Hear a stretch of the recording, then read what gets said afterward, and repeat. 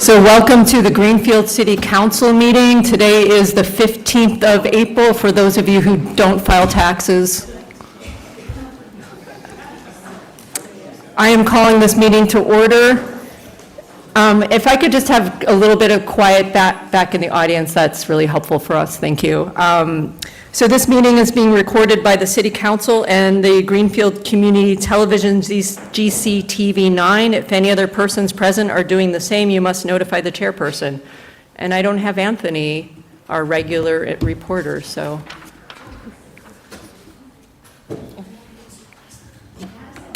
Welcome, Madison. Are you recording?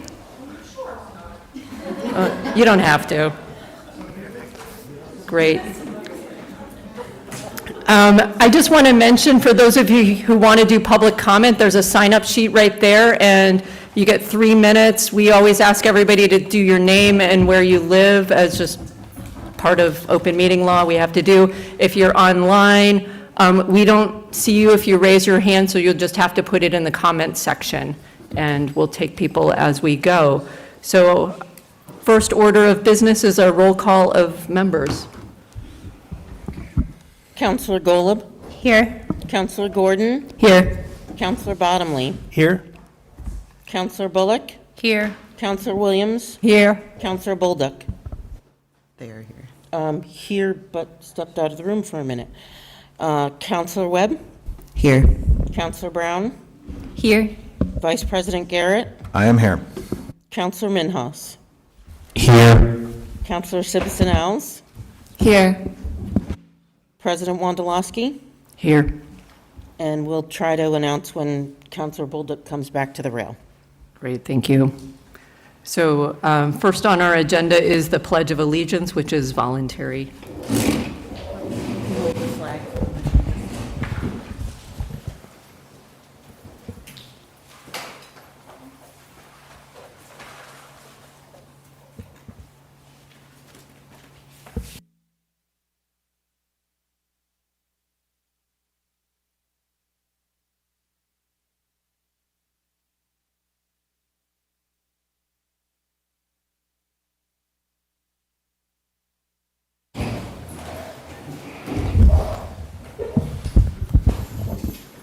All right, so we're going to go to the order on page 6 to suspend the rules and be able to go out of order. Could I have a counselor read that for me?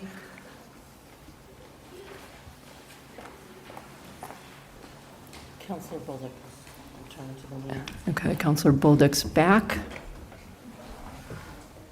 Are you ready? The City Council move that it be ordered that the Greenfield City Council waive the Rules of Procedure, Chapter 565, Rule 8, Order and Disposition of Business to allow the agenda items to be taken out of order. Majority vote required. Second. All in favor? Aye. Any opposed? Abstentions? Great. Thank you all. All right. Next, we're going to approve the City Council minutes from January 21st.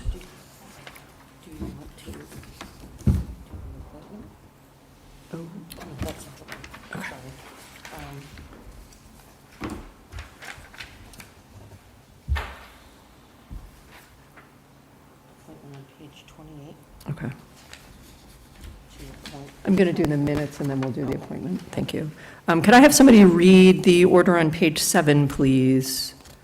Is there an order? No, that's not an order. Just can I have a motion to accept the minutes, please? So moved. Second. Thank you. All in favor? Great. Okay. All right. Now we are going to move things around. So I'm just looking through my packet to get the right. So page 28 on the appointment of Ann Dillamuth. Could I have somebody read that motion for me? Order number FY 26-120.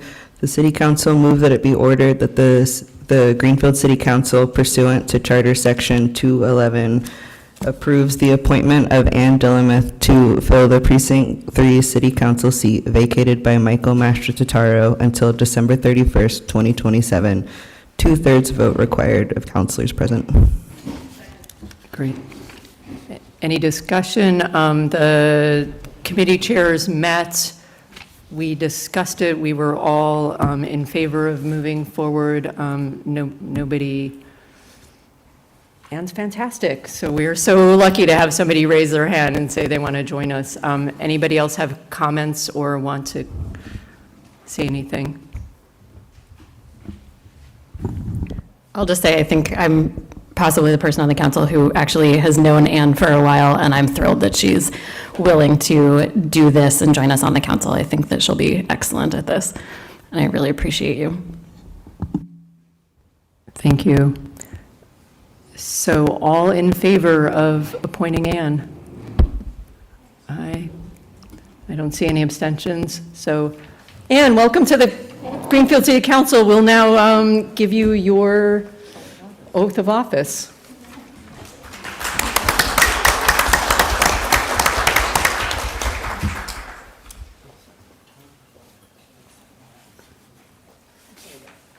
Please raise your right hand and repeat after me. I state your name.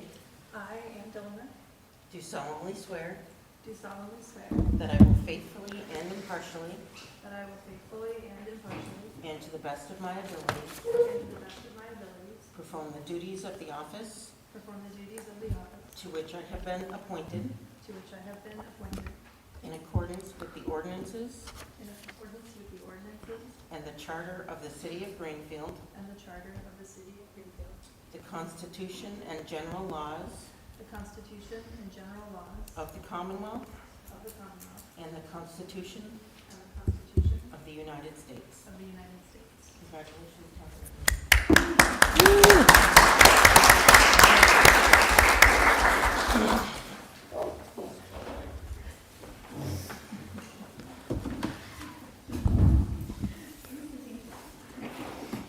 It happens so quickly, doesn't it?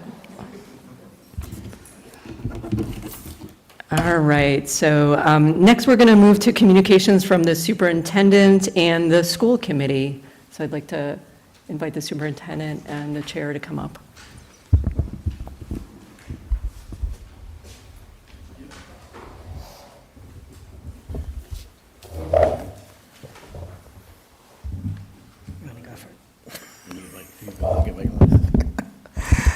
Hello. There are a few different things that we wanted to highlight and promote for you. One, on April 17th, the History Department at GHS, in collaboration with Dial Self AmeriCorps Youth and Community Services, are going to host the annual Youth Engage with Legislators and Officials Conference at the GHS Library. A few dozen students will have the opportunity to meet and engage in discussion groups with elected officials from the Greenfield School Committee, the City Council, maybe some of you, and other town committees as well as state legislators. This year's main topics, which were chosen by the students, are municipal finances and budgeting, AI in schools, and drugs, alcohol, and vaping among teens. So our kids are great, and they're very curious, and they want to know about these topics. So I'm hoping that whomever of you signed up to be there really enjoys and has a good time. This is going to be my third time running. It's a fabulous event, and I'm so excited that we're doing it. And also on April 17th, I wanted to highlight that at 5:30 at the high school auditorium, we will be having our high school and middle school film festivals. These are student-made films. You can come, check them out. There's also going to be snacks. And again, that's at 5:30 at the high school auditorium. And then I also just want to highlight that you can always go to Arbiter Live. If you are a sports person and you would like to go support our teams, we've got softball, we've got baseball, we've got tennis, we've got track and field. Anything that you could want to go watch and support our kiddos, please do. All of the games are listed on Arbiter Live, and there are too many for me to list for you right now. There's like 4 a day, every day, for the next several weeks. So please go support our youth. Good evening, everyone. I have a few highlights of some great events that are going on in our schools. At the high school, the Key Club during the month of April focused on community service and picking up litter. They had some planned events where they cleaned up downtown and the bike path on April 11th, and the Key Club students will be cleaning up and around the GHS campus and parts of Shattuck Park, and they also plan to schedule another trip to AEL as part of the United Way's Read, Learn, Succeed program. Our French Club is taking several Greenfield High students, staff, and family members getting ready to depart to France during April vacation. Key spots visited will be Paris, Strasbourg, Dijon, Lyon.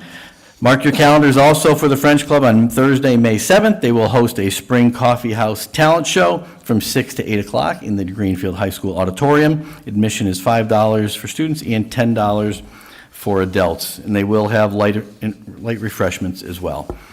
I'd also like to highlight the Greenfield High School Drama Club, who just recently performed The Secret Garden. And what I'd really like to highlight about that is not only did they have a great performance, I was able to attend, but they did a showing Friday prior to their opening to the public for our 3rd and 4th graders in the Greenfield Public Schools, who went over there and saw a great play. I was at that performance. The students did a great job. They were attentive, and it was easy to be so attentive because the actors and actresses did a great job. I ended up talking to the directors afterwards. They screened the scenery behind it. Everybody did such a nice job. So congratulations to all those involved, and a nice opportunity, as I mentioned, to bring our 3rd and 4th graders and introduce them to drama and the big school, right? We know that Greenfield High, when you're an elementary student, that is the school, and we hope everybody aspires to go to that. Also want to just remind people that we have a vacation academy going on. We've done that now for the last couple of years, and we'll be doing that next week during the April vacation as well.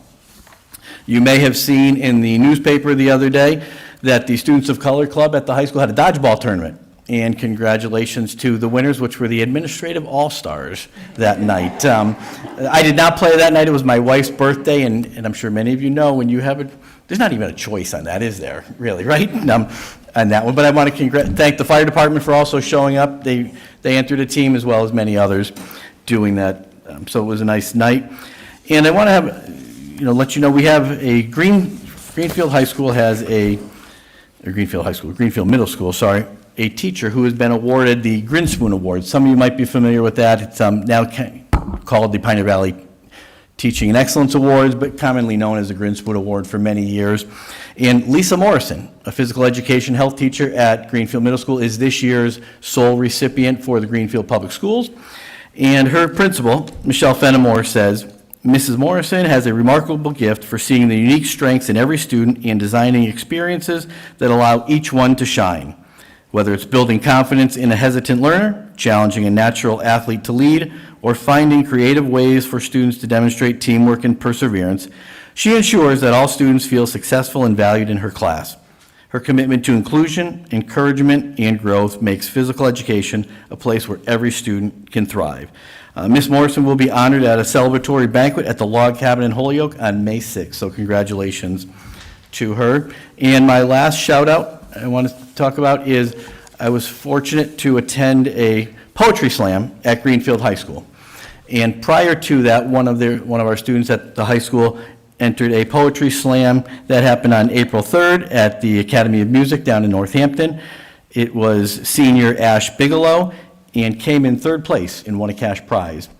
But then subsequently last week, they had a poetry slam at Greenfield High. They do an annual one, and they did a great job. I'll tell you, I was thoroughly impressed, just as I was with the drama students telling you this. And I tell you this because I guess I don't have that creative mind in me to be able to write like these people did. And it was faculty members, staff, students, got up there, they were vulnerable, they expressed their own feelings, and we have some talented people out here doing a lot of great things. And not only can you write your own, obviously, right, at a poetry slam, but you can actually then read your favorites, too, that you grew up with, so people did that. So shout out to the librarian, Jess Pollock, at Greenfield High School, and all those who participated, just showcasing that, as Chair Sexton mentioned, right, we have a lot of athletics going on, we have drama going on, we have music going on, we have poetry going on, so we're not a one size for everybody, we're an everything for everybody, and that's what we try to be in the Greenfield Public Schools.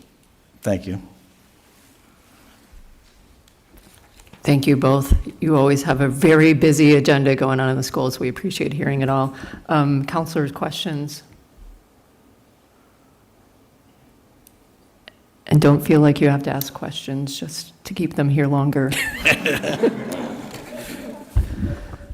Wow, okay. Thank you so much for being here. We appreciate all of, and the enrollment summary, so.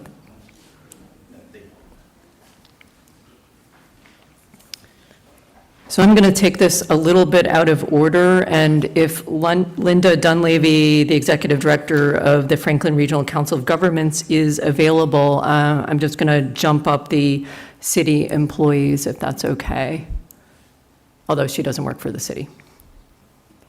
Hi, I sure am here.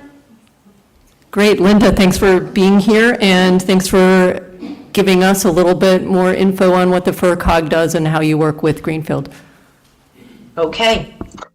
I'm going to start by telling you a bit about what the COG is and how we work, some current projects with Greenfield, and then Laura asked me to also talk about some advocacy work we're doing. If you do not know, the Franklin Regional Council of Governments is a municipal service organization and also the regional planning agency for Franklin County. We became a Council of Governments in 1998, which moved us from a county government to a Council of Governments, which means we are no longer a cherry sheet assessment entity. We are a voluntary membership organization. And all towns in Franklin County have been members since 1998. Towns pay a membership assessment based on a formula that uses equalized value and population, and then we have a separate assessment for all of our municipal service programs, which are opt-in programs that towns and the city can choose to use. You participate in our collective purchasing municipal program, Highway Products and Bids. You pay $3,417 in a bid participation fee, and with that, we provide the bidding and contracting for your highway department's asphalt, road materials, aggregate and loam, salt and sand, etc.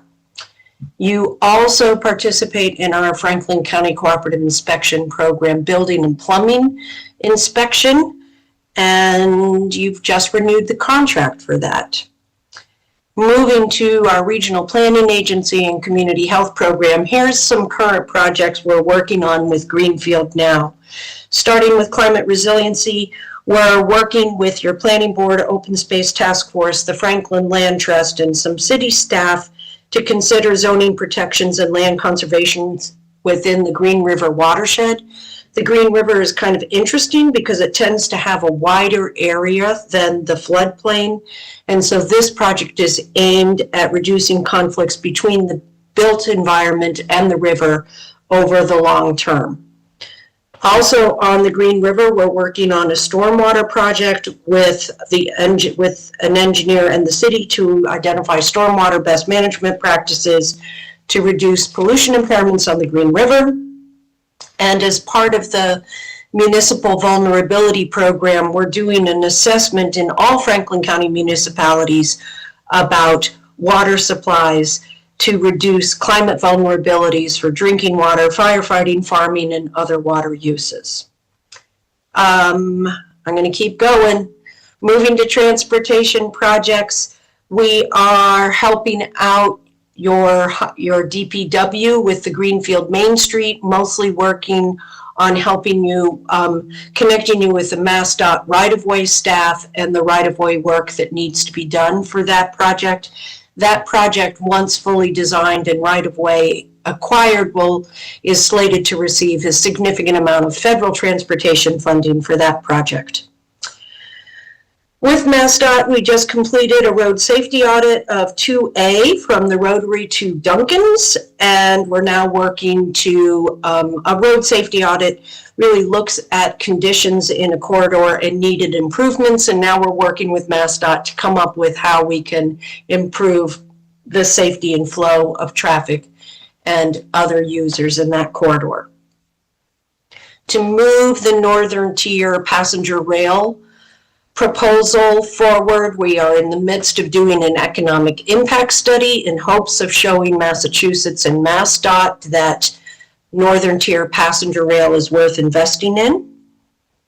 We were recently awarded a federal grant, Safe Streets for All, to do a demonstration project on safety measures, and one of the two pilot areas where we're doing that is the area of Greenfield around the John W. Wolver Transit Center and that part of Bank Row and Olive Street. We're working with the Greenfield Business Association to relaunch the bike-friendly business program in Greenfield. And we've been doing Valley Flyer passenger rail marketing for maybe 5 years or so. Moving on to public health projects, we are the Public Health Training Collaborative. We have the grant to provide those services. That grant funds now state-developed and state-mandated classroom and hands-on training for all Massachusetts public health staff. And Meg Trudrin, your very own Meg Trudrin, was the third inspector in all of Massachusetts to complete the entire housing certification program. One of our staff sits on the Mayor's Domestic Violence Task Force. We provided funding to your Community Development Department through our Mass in Motion program for age and dementia-friendly work. We supported the Greenfield schools by helping to write, and now we're helping to coordinate a six district public school opioid settlement grant to support access to mental health support and discipline reform. And our community health department is collaborating with the Greenfield Health Department to conduct a measles outbreak tabletop exercise with the Mass Department of Public Health. I think that's next week. Laura asked me to talk a bit about the advocacy we do. We do work with our legislators quite a lot and do a lot of advocacy, both with legislation and with policy and program and state agencies. Recent work has been to work with the Senate on the environmental bond bill. That has passed through the Senate with a $500 million more for the most municipal vulnerabilities program, the creation of a Connecticut River Commission, and $50 million to implement climate resiliency for the Connecticut River and all of its tributaries, so that we can try to stop devastating damage from flooding. The House budget came out today, and I honestly was too busy to see what's in it, because the other big thing we're working on now is the COG is the chair and facilitator of the Rural Policy Advisory Commission. In 2019, Massachusetts issued the first rural policy plan, and we are updating it now. And while Greenfield is not defined as rural by the Rural Policy Advisory Commission, most of the recommendations we are working on will improve equity and capacity in all Franklin County communities. And we also are strong believers that if we have a strong Franklin County, we have a strong Greenfield. I don't know how long that was, Laura. I tried to keep it under 10 minutes. Amazing. There's a lot. Thank you. So thank you so much, Linda. Appreciate it. Questions for Linda? Councilor Garrett. Thank you for, thank you for all the work that you guys do over at FERCog. There's a whole long list that you gave us there, so I really appreciate all the efforts you guys are making. One thing I noticed that came up quite a bit was infrastructure regarding, bicycles. And something I read about recently is the Valley Bike Share just expanded to places like Westfield. And I know we're not part of that consortium, but I was wondering if that's something that FERCog is working on to any degree, even if it's not through the program that's out of Northampton and Springfield. But something along those lines, I would be curious if you guys have engaged with it all. We have looked into it, and it makes, the last time I talked to staff about it, it really makes the most sense to try to hook into the work in Hampshire County. And we would need to get a grant for that, but you remind me that I should get an update. And I believe you are the teacher of one of my staff's daughters, and she says you're great. And her daughter is great. Yeah, that's what I hear too. Yeah. And the work she's doing for FERCog is also amazing. It's some of that complete. I know, huh? Yeah.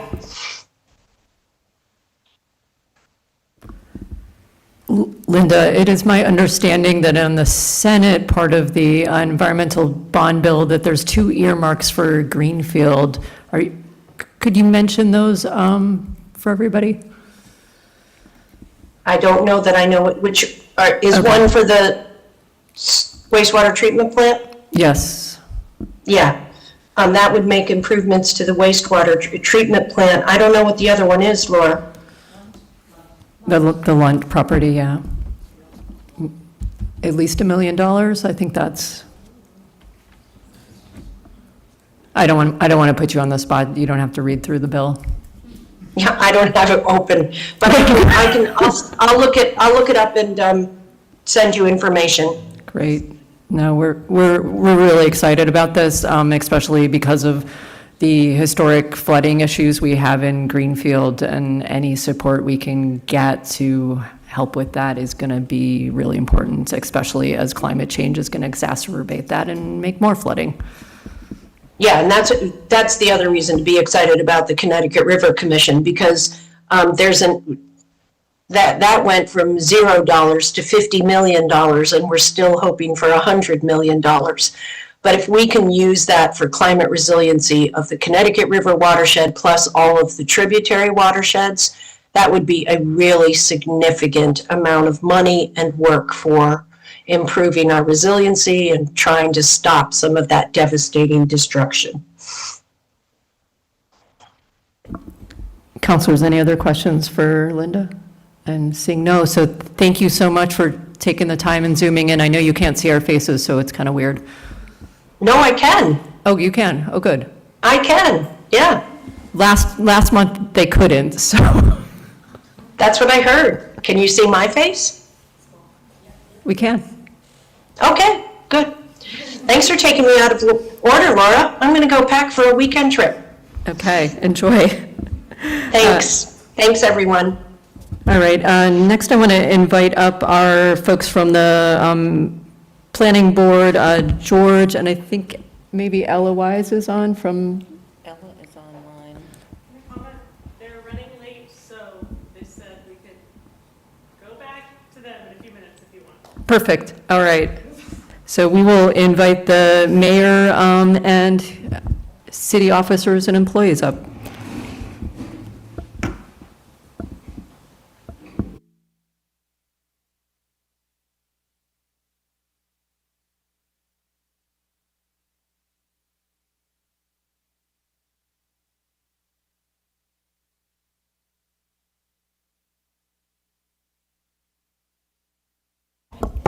Good evening, everybody.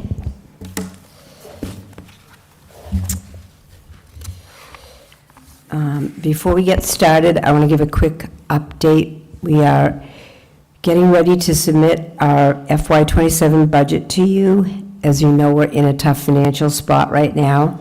Unfortunately, this means we will be seeing staff reduction across many city departments. To add to that challenge, we've been hit with 2 major infrastructure failures, both of which happened on April Fool's Day. So first I'm going to tell you about the generator.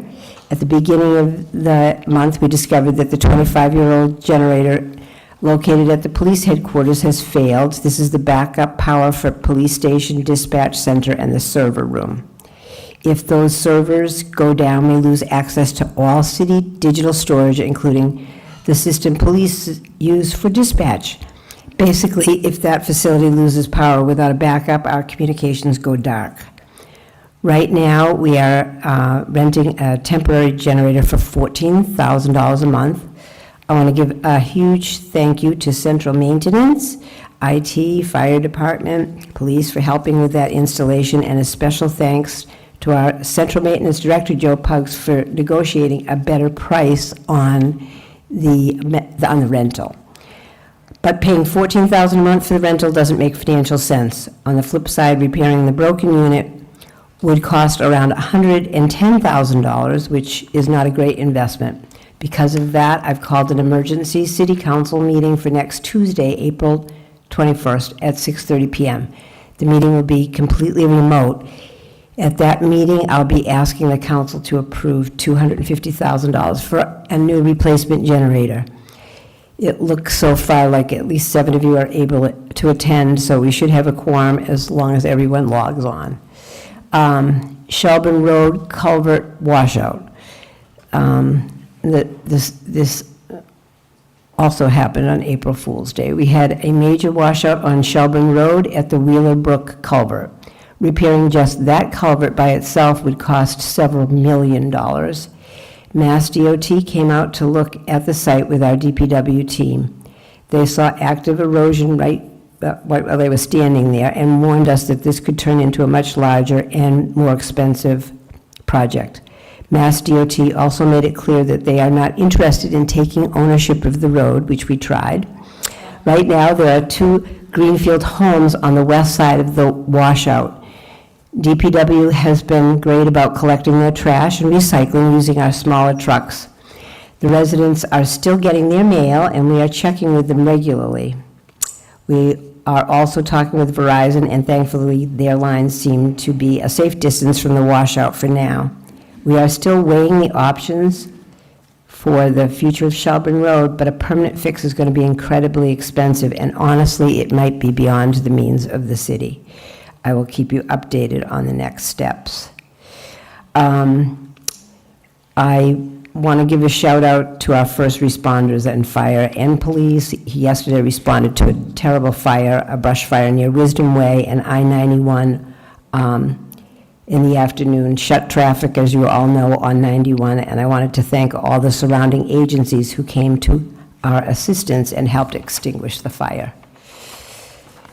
Transitioning to the group insurance, GIC. I want to talk about health insurance. Our current insurer is Health New England. They just increased our rates by 19.3% for FY27. That represents a $2 million increase that the city simply cannot afford. Greenfield is not alone in this. Insurance costs are crippling budgets of towns and cities all over. Switching to the state's Group Insurance Commission, or GIC, is a huge step towards getting Greenfield on stable financial footing. Tonight, you are voting on adopting statutes from Chapter 32B. This critical vote is the first step for us to transition to the GIC in January of '27. Making this switch is expected to save the city a substantial amount of money, but more importantly, it will save jobs. We need to keep our departments staffed. Every decision I've made about the budget so far assumes that we will transition to the GIC. You all have an important role to play here and are holding the city's financial future in your hands. We cannot afford to get this wrong, and we are on an extraordinary tight timeline to make these changes. I want to take a moment to thank Tara Cloutier for bringing the Insurance Advisory Committee together and for working so collaboratively to get to this point. I am very happy to partner with our unions on this process and work towards an agreement under Section 19. But we do need to be clear-eyed about our odds. Our attorney, the GIC, the MMA have all advised us to pass Sections 21 to 23 because historically, the success rate with Section 19 is very low. I'm hopeful that we will be an exception to this statistic. Our great unions have committed to reaching an agreement by Tuesday, and I believe them, but we must have a Plan B ready. Attorney Quinn can tell more about the plan and the timeline that we are on. Lastly, I'm asking for a budget extension because of the highly unusual circumstances surrounding this transition. Attorney Quinn is here, and I brought him up with me tonight because he'll answer all the questions on insurance. If you have anything else for me, thank you. Counselors, if we have questions, I'm going to ask you all to hold off on questions about the GIC until we get to that portion of the agenda. And I know it's extremely hard not to jump in, but otherwise we'll have this weird bifurcated conversation, so I'd rather have it all at once. So I appreciate having the attorney here as well. So any questions about anything not related to insurance, please? Counselor Gordon. Thank you, Mayor, for being here and for that update. I'm thinking about culvert washouts, which have happened in my precinct a couple of years ago, and we had a very rainy summer, and I think, very small culvert that had 2 houses on the other side cost several $1 million for the city to repair. We're seeing that now with Shelburne Road. I know that there's not a whole lot the city can do to prevent this, but I'm curious if DPW is, or anyone perhaps from the state is keeping an eye out kind of proactively on, which ones might be next, what can we do to shore them up so that we hopefully don't see these very expensive washouts as much as I'm afraid we will in the future. So we actually knew that this one was a little problematic. We'd gotten an earmark just before it collapsed, like 16 hours before, actually. It's been a great week, great couple of weeks. 16 hours before we got we were just told that we had an earmark for that. So DPW, I don't follow them around every day, but they know which things are going to, that's why you have such a long list from DPW, because they're watching everything. I just actually got a bridge report that I didn't really want to open up because I didn't think I could face anything else. And so yes, they are keeping an eye on it. By the way, did you all get, I think I forwarded everybody the email from FERCog on this particular street, because it's really tough because there's a couple houses at the end.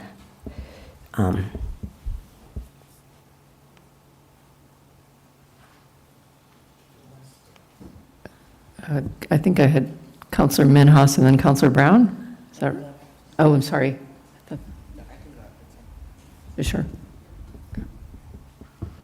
Howdy. As you know, yesterday we kind of had a few fires, and I just wanted to ask if you could give a little update on what actually happened yesterday and what the response was from our courageous folks who I saw in front of my gas station, just like 40 damn cars, just boom, boom, boom.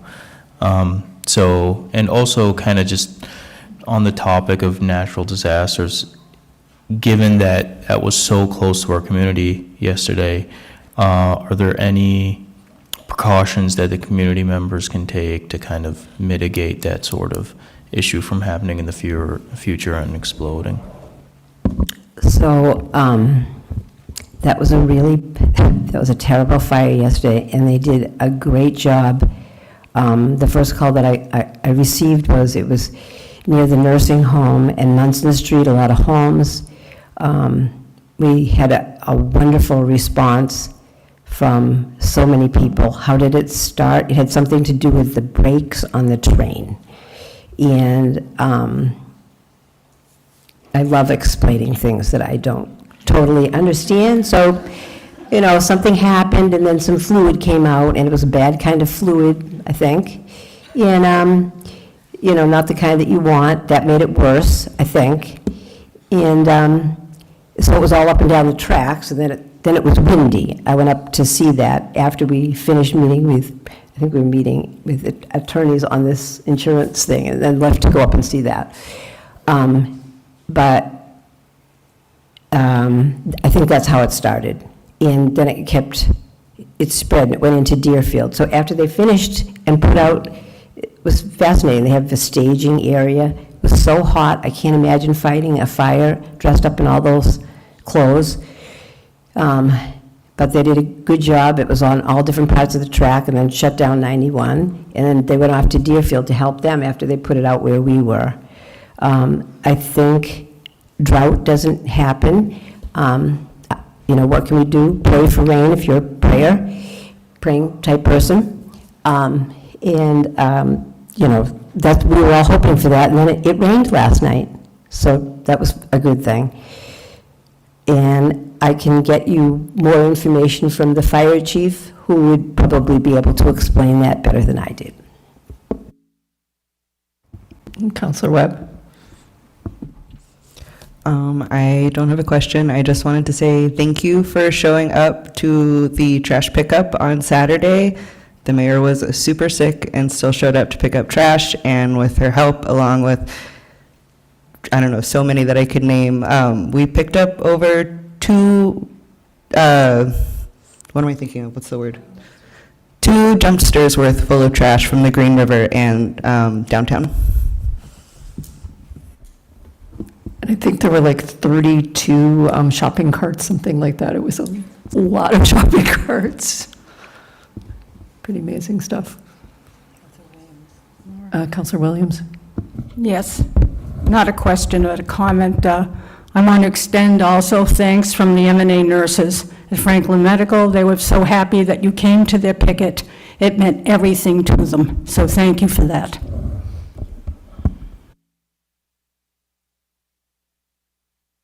Counselor Bullock? Yeah, I was reading today that the House Ways and Means released their budget plan for 2027, and it looks like the amendments are due by Friday.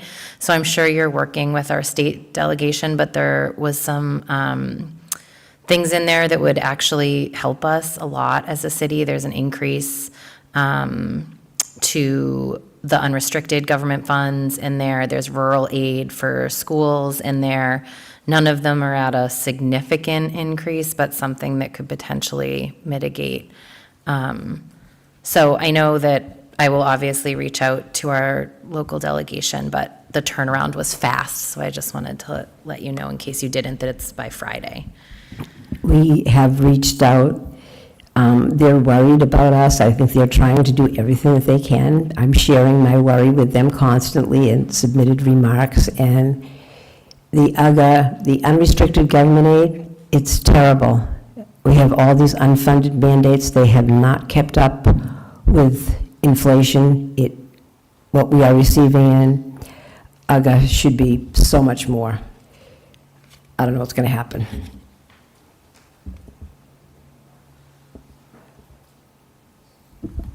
Great, thank you, Mayor. Is there someone else? I just want to let Attorney Quinn know, so you're going to wait and have all questions on insurance later as we get through? Yes. Okay. Because that All way right. No, it'll that's help fine. us in our That's- deliberation, if that's you're- okay. Absolutely. Thank you.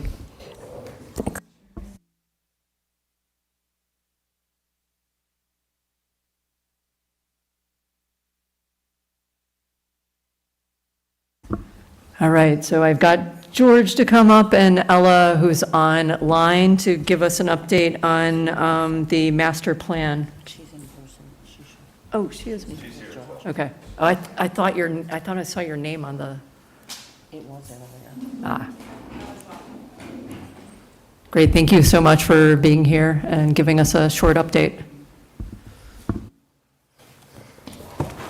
I have hard copy materials. Is it appropriate to do that?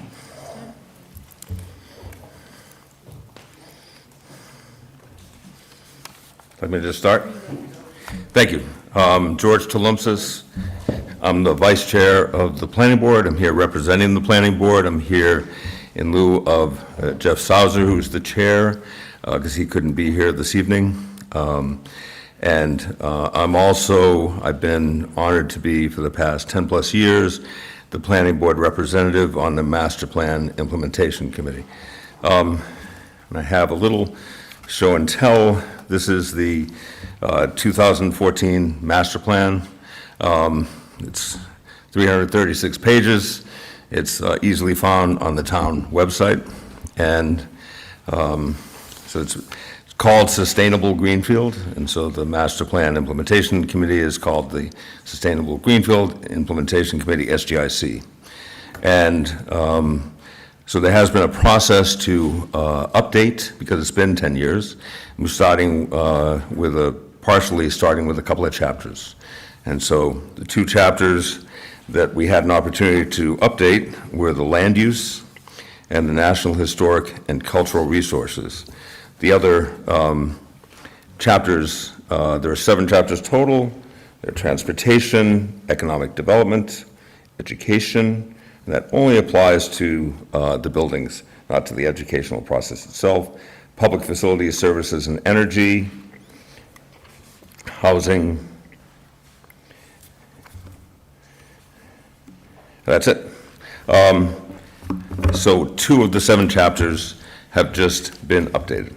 And I should say that the master plan is by state statute, it's a planning board document. So we have, the planning board has approved this, these changes, these 2 new chapters, and we're bringing them forward now. We wanted to share them with the council. Jeff's setting up a meeting with the mayor to share them as well. And then we're going to have a public dissemination, a public meeting on May 15th, I think right here. So I should have said at the beginning, I appreciate the invitation from the president and from the councilors to be here today to share this. And I'm going to touch on a few talking points to make sure I don't miss anything. The purpose is to present these important resources, to encourage leadership buy-in, and initiate the next phase of the implementation and action. And the master plan is a shared guide for city policies, programs, and investments. Ideally, it translates the values and hope of people who live, work, and play in Greenfield into specific actions. The power of the master plan, a master plan, is a shared guide so that we're all rowing in the same direction. And want to inform the council how uniquely committed Greenfield and the SGIC have been over the last 10 years, maintaining and implementing the plan since its origination a decade ago, which is not that common in cities and towns across the state, and that was often commented on by our former planner, Eric Twarg. The Greenfield Master Plan was adopted in 2014 with a focus on sustainability. I've mentioned the chapters. And for each of these topics, there's a robust analysis of the current conditions based on data and public engagement, and then recommendations of goals, strategies, and implementation actions. And these 2 chapters have recently been refreshed, the national land use and natural, historic, and cultural resources. And a couple years ago, the planning department started to work with the students of the Conway School, a school for ecological design in Northampton. The updated chapters maintain many of the same goals, strategies, and actions of the original plan, but with new focus on improving Greenfield's tree canopy and promoting development and activity downtown. And what Ella disseminated were the 2 lists of goals, strategies, and implementation actions for each of those 2 chapters, but also a 2-page comparison of the original and current revised chapters. And those are very helpful to see how there's some things that are sustained and continued, and some things are kind of a revised focus.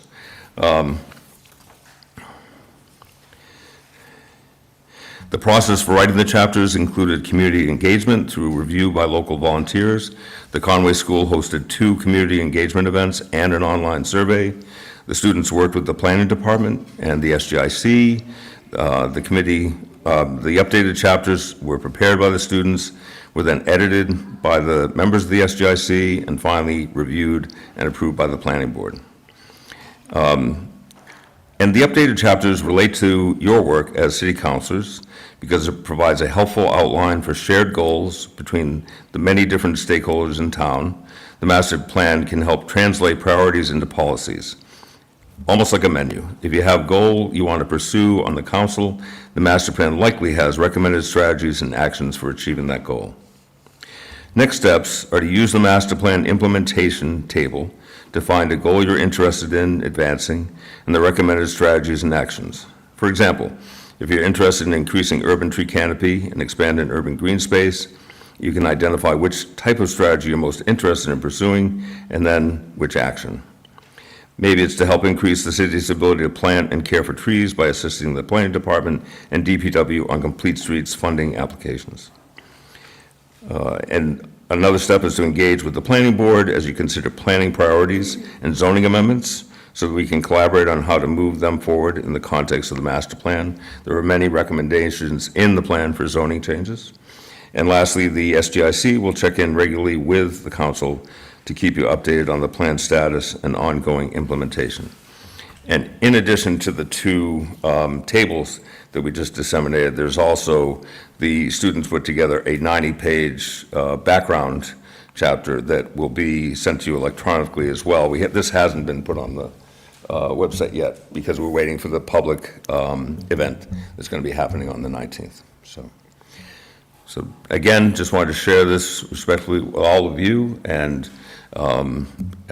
hear any, sorry, tap on the table, and hear any feedback or thoughts you might have.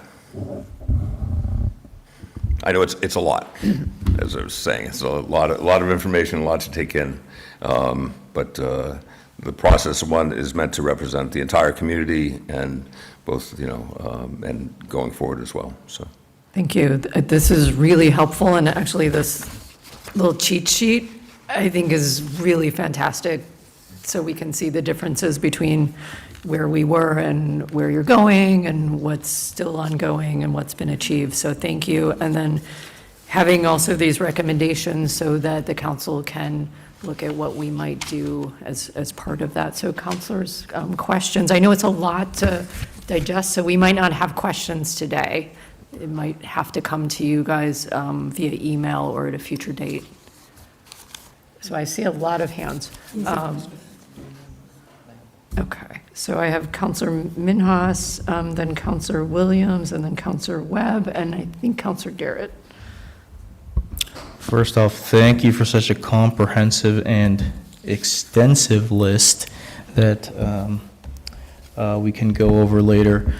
So just kind of for the interest of public knowledge, this is the master plan that potentially has had some controversy with folks when it comes to parking in Main Street. Am I correct in that? Like, this is the one that will change parking from being perpendicular to parallel potentially down the road, or is that something different? Well, that, I'm trying to remember, I believe that in the original master plan, that might have been one of the recommendations to consider from the point of view of having more effective multimodal transportation downtown. So there are some things like that might have influenced some of the things that are being worked on right now. But I'm not sure exactly, and obviously. I can answer that. That's the Complete Streets Plan, which is different, and that's being done with DOT. So that's a different, completely That's different completely project. different. It's Okay. not the master plan. Okey-doke. So you're off the hook for taking away people's parking. There's a lot of overlap of these different plans and approaches, and so the Complete Streets was one of the recommendations of the master plan, for example, so. Also, if you, you can go ahead. I would just add that the master plan, I agree with everything that's been said. Hi, my name is Ella Wise. I'm the new planning director. It's an honor to be here. It's my first city council meeting. The master plan sets a higher level direction, so multimodal accessibility and healthy streets and a thriving downtown is a goal of the 2014 master plan, especially in the transportation chapter. The transportation chapter wasn't updated in this recent round, but the downtown Complete Streets project is like an implementation action rather than the master plan setting higher level goals. Just one thing I had was, and forgive me if you've mentioned this before, is there some type of public engagement that is coming up, some type of meeting that the public can expect to come to and kind of have a back and forth to see how this would be implemented, what their town is going to change to look like?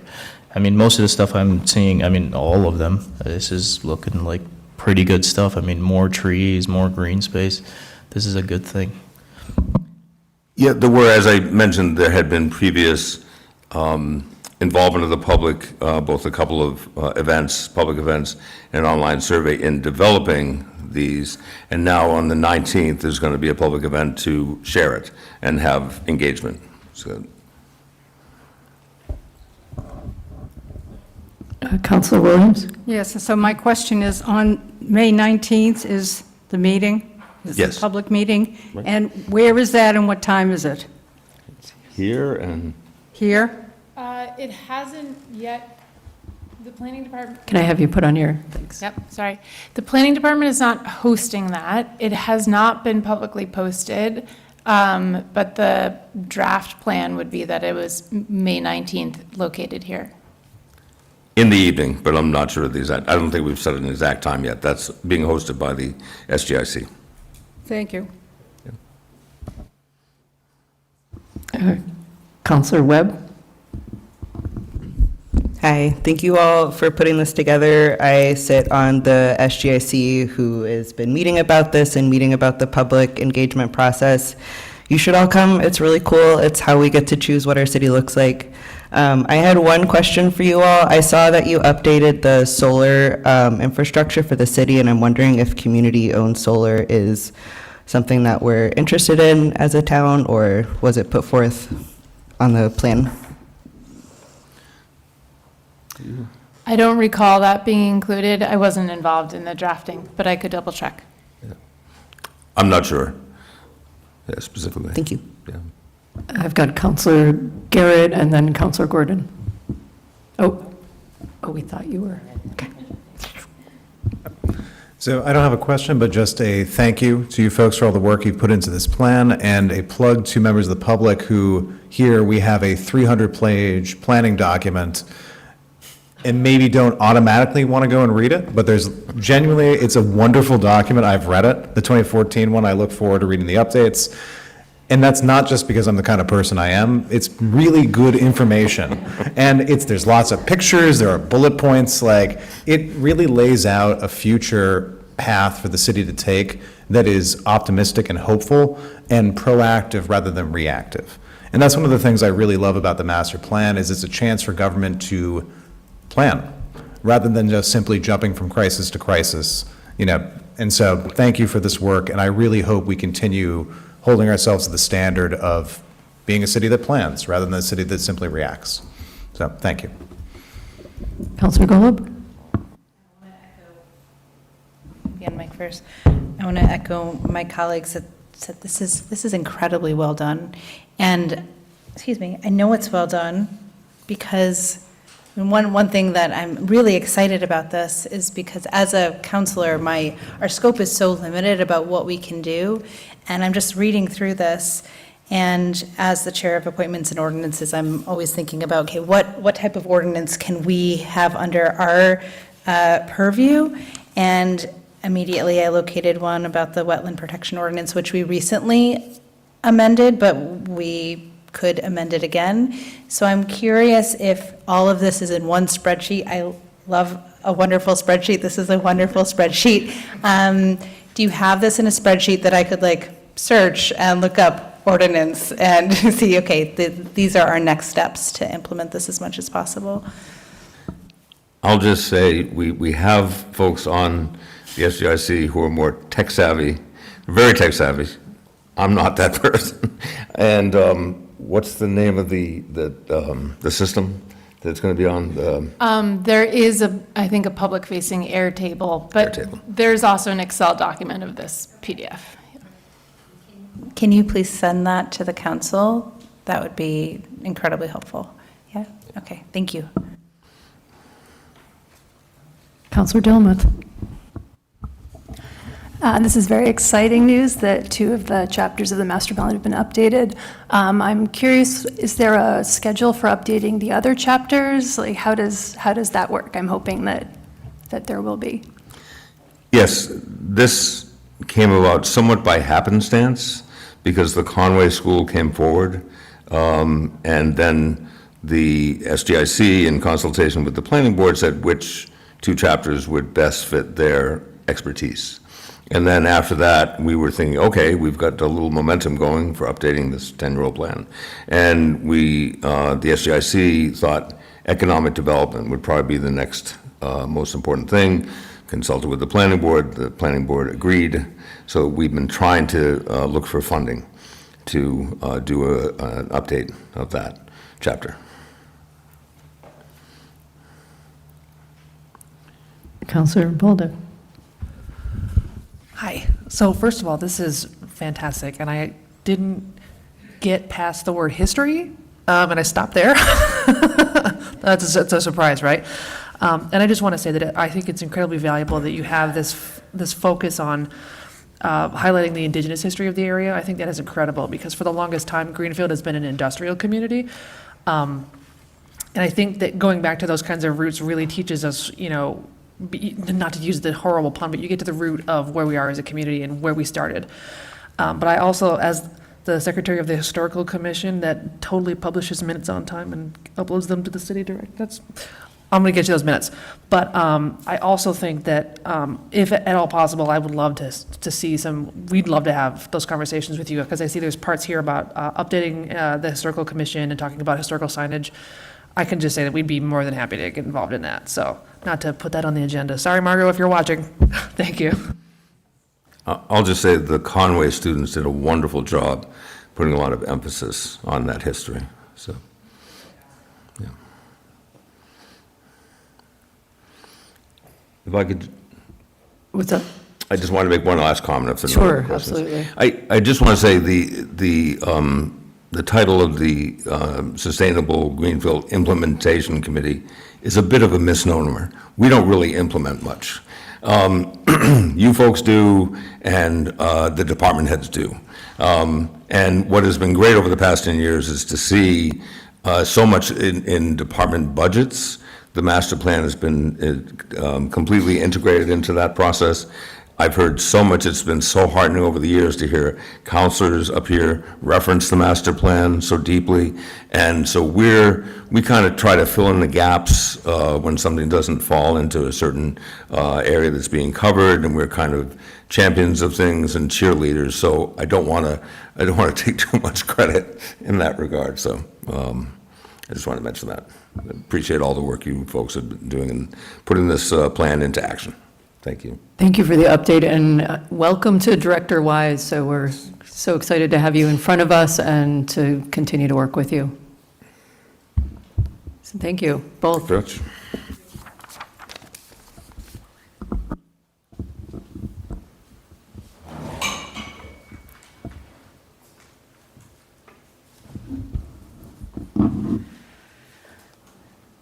So I want to thank everybody who's turned out tonight. It's great to have a lot of faces here and hear from everybody. So we've got a comment sheet, so if you haven't signed up, just quickly run and grab it from Kathy, and we'll get you on the list. Each of you is going to have 3 minutes to speak. Say your name, where you live, and that's about it. There'll be a little annoying alarm that'll go off. We try and not cut you off, but if you keep going, we will cut you off. And we're going to go back and forth between online and in the room, folks. So thank you all for being here tonight. And the first person I have is Ahmad Estefani.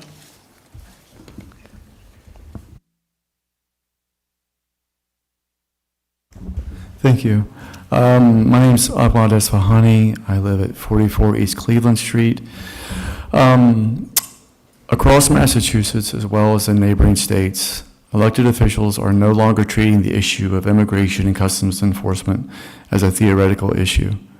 There's growing consensus that some federal immigration enforcement activity is operating outside the bounds of state law and due process. Here in Greenfield, the conversation appears to be at the level of internal clarification, what the city can and cannot do, and how to avoid direct conflict. That is a position, but is not the same as a response. What Amherst did in February and what Brattleboro, Vermont did even more recently was different. They made a determination. They stated clearly that certain conduct is unlawful and accountability should apply regardless of federal authority. What is emerging, not just in Massachusetts, but across the country, is a widening gap between what the federal government asserts is lawful and what states, municipalities, and residents are increasingly recognizing as inconsistent with their own laws and constitutional framework. That gap is not abstract. It is being experienced in courts, in schools, and in our community. And when that gap appears, local government is forced into a position either to defer entirely or to assert that the rule of law still operates at the state level. The question is whether Greenfield intends to remain in a holding pattern or whether it intends to take a position consistent with the direction of the region. Because at a certain point, continued inaction is not neutral, it becomes a form of alignment. Thank you. Thank you. Next, I have Tara Cloutier.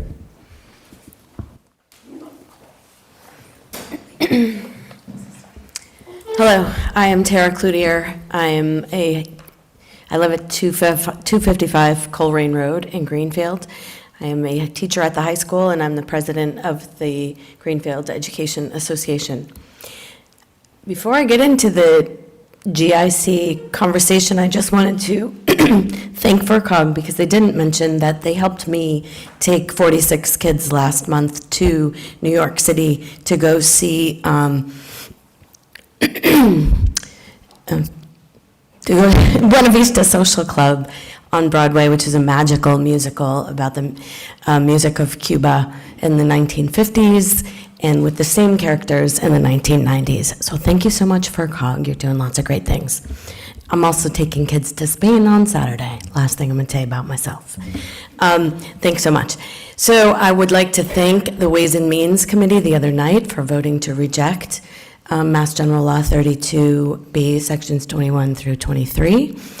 I'm going to ask you tonight to vote for accepting Section 19 in that same law.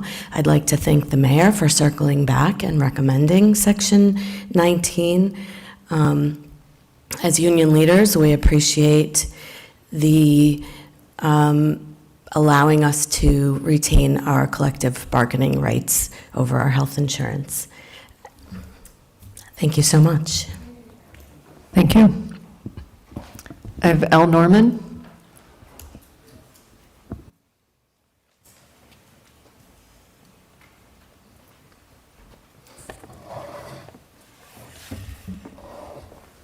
Good evening, councilors. Al Norman, Grinnell Street. I want to make a few brief comments about something that could be on your agenda very soon.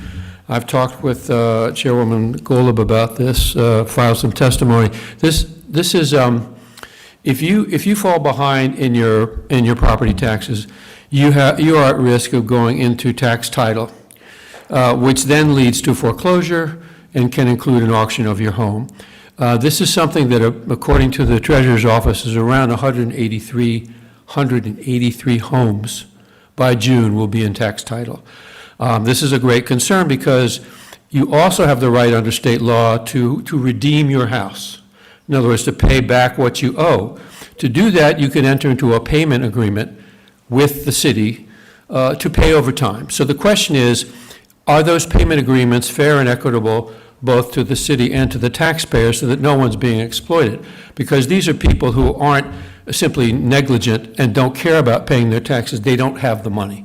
They just don't have the money to pay for that. And so one of the things that you will be seeing soon, it's going to come out of A&O or whatever, but it's back in March 2nd, the mayor looked over, submitted a statement to A&O that said that the goal is for everyone to stay in their homes and the taxes need to be paid. I don't disagree with that, but what it leaves out is, what about the interest? It's curious that we as a Commonwealth and as a city have been for years charging people 16% interest on their tax arrears. And that could break a deal right there. The state law that was passed during the home equity theft issue that I was involved in, it's now 8%. Any home after November 1st of 2024 should be getting charged 8% for any taxes that are owed. I would like to see the new payment agreements, which are allowed under state law, to put a cap on it at 8%. I don't think anybody should be charged 16%, 8, 9%, 10%. Let's cap it at 8%. Let's make it so that interest doesn't destroy people's ability to pay back. We also can allow them to pay it back over more than 5 years. The proposal that's in the pipeline towards you caps it at 5 years, but the state said, no, you can allow 10. I don't particularly want 10 years because that's an extra payment that people have to make in interest over all that time. I'd like to see it set a compromise at 7 years to pay back instead of 5 years. And also, and probably most critically, the law that's been in effect for a couple of years now allows towns, cities like Greenfield, to charge, to waive some of the interest that's accrued. That interest will kill you. I missed one payment once in all my 47 years of being a property owner. The interest is built up enormously quickly. So I just want to tell you, I'm going to submit the statement for you to the clerk, to Tammy, so that you can all see it before your next meeting. Catherine has already seen it. I understand what the mayor's trying to do, but, and I agree with much of it, but this payment plan is not a little issue. It's actually a big economic issue. Thank you, President. Thank you. So we have a few folks signed up who are not from Greenfield, so I'm going to take people out of order because of our rules of taking folks from out of Greenfield last, so just so you know, for the people who signed up earlier. So I have Joy Whitbeck next.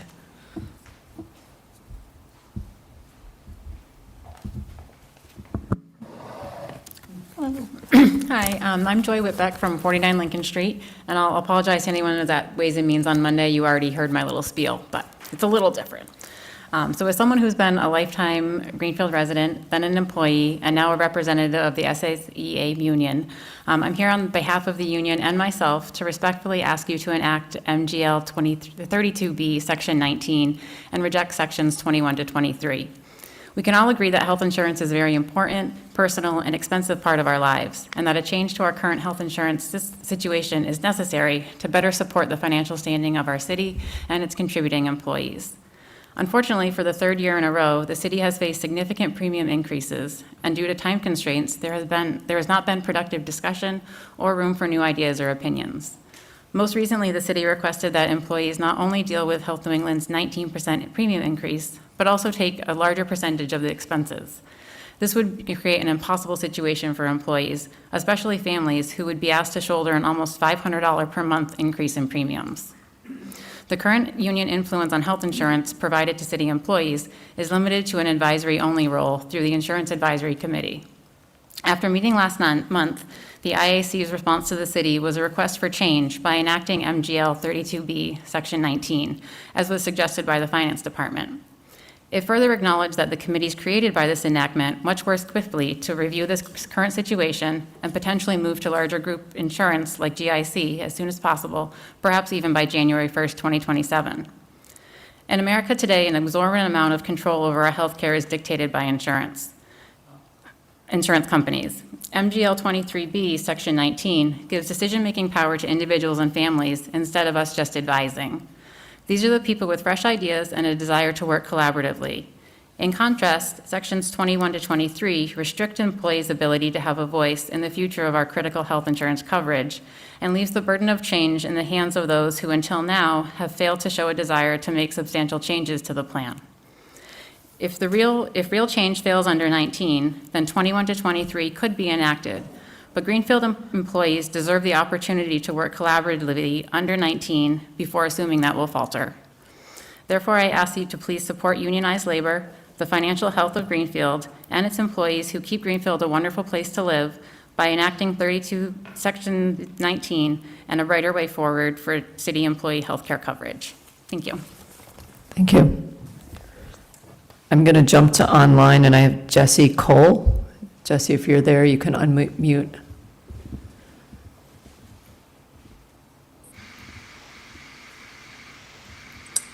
Hello, my name is Jesse. I'm a resident of 8 Prospect Avenue in Precinct 5. I'm a library worker at Greenfield Public Library, and I'm a co-steward for the city's clerical union, which is part of UE Local 274.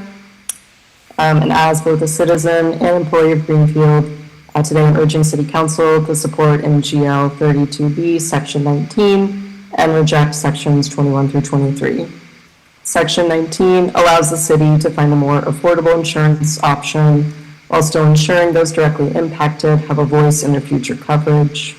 Section 21 through 23 restricts our ability to negotiate future health insurance. And I hope that the council can see by the overwhelming concern across multiple city unions today that sections 21 through 23 set a dangerous precedent. So please support Greenfield and its unionized workers, many of whom are your neighbors, by rejecting the enactment of 32B, section 21 through 23, in favor of 32B, section 19. Thank you. Thank you. Pamela McBride online.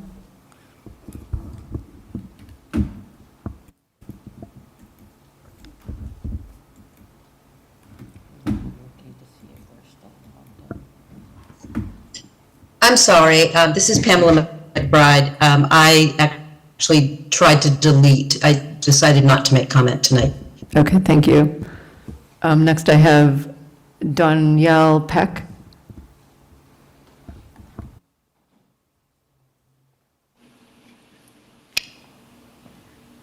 Hi, yes.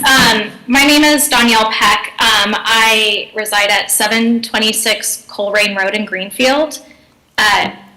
In addition to living in Greenfield, I also work in Greenfield at Bay State Franklin Medical Center as a labor and delivery nurse. I'm also a member of the MNA, which is the Massachusetts Nursing Union. As many of you know, we are working hard to get a fair contract, a new nurses contract. We've been working since September on this effort. We have had a lot of really wonderful support from the community. In particular, we had a picket last week, and a lot of Greenfield residents showed up for that to support their local hospital and their local nurses. We really appreciate that. We had some great movement today in negotiations,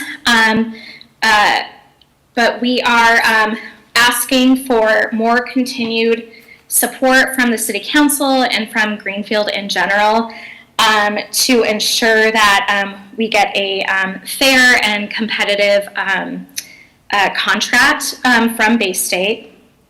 I'll just say really quickly that I have personally been very moved by the support that we've received from the residents of Greenfield. It makes me love living and working in Greenfield even more. This is a very scrappy community and a community that's really strong in its convictions. I love living and working here, and having a fair contract from Bay State means that both myself and my coworkers can continue to work at Bay State, knowing that we are being compensated fairly, and knowing that we have safe patient nursing ratios as well. We need continued community support to reach a final agreement and to make sure that the momentum that we achieved today just continues going forward. So thank you. Thank you. I'm going to move back to the room, and I have Steve Chevalier.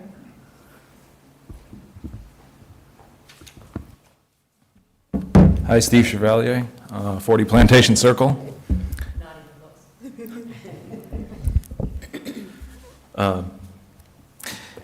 So I'm here just, I don't have a lot to say. It's been said a few times here, but I do want to sit up here and just agree with my other unit leaders here and say that I'm in support of adopting 32B, Section 19.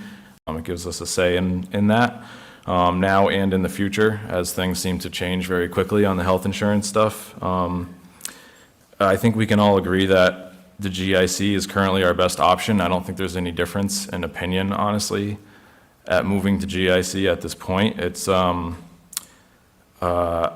we've been asked a few times to switch from an 80-20 to a 70-30 split on the health insurance. I've heard people ask us to do this. Maybe we should just accept that and do it. I just want you to know that for myself and a coworker of mine who currently carry a family plan for both the health insurance and the dental, if we were to accept a 70-30 split, it would increase our costs coming out of our paycheck by over $6,000 a year. It is a crazy amount of money, and it's not really feasible. So it's not easy to say that. I know that these decisions are not easy to make. I just want to have the ability to have that choice, or at least have an ability to vote on it. As a working employee here in the town, I do work for Central Maintenance. My coworker is here. He worked on the generator. I helped work on the generator with him. We're always here doing whatever we can for the town, and I hope that the town can support us in choosing the best health insurance and giving us a chance to do it. So that's it. Thanks. Thank you. Pamela Goodwin.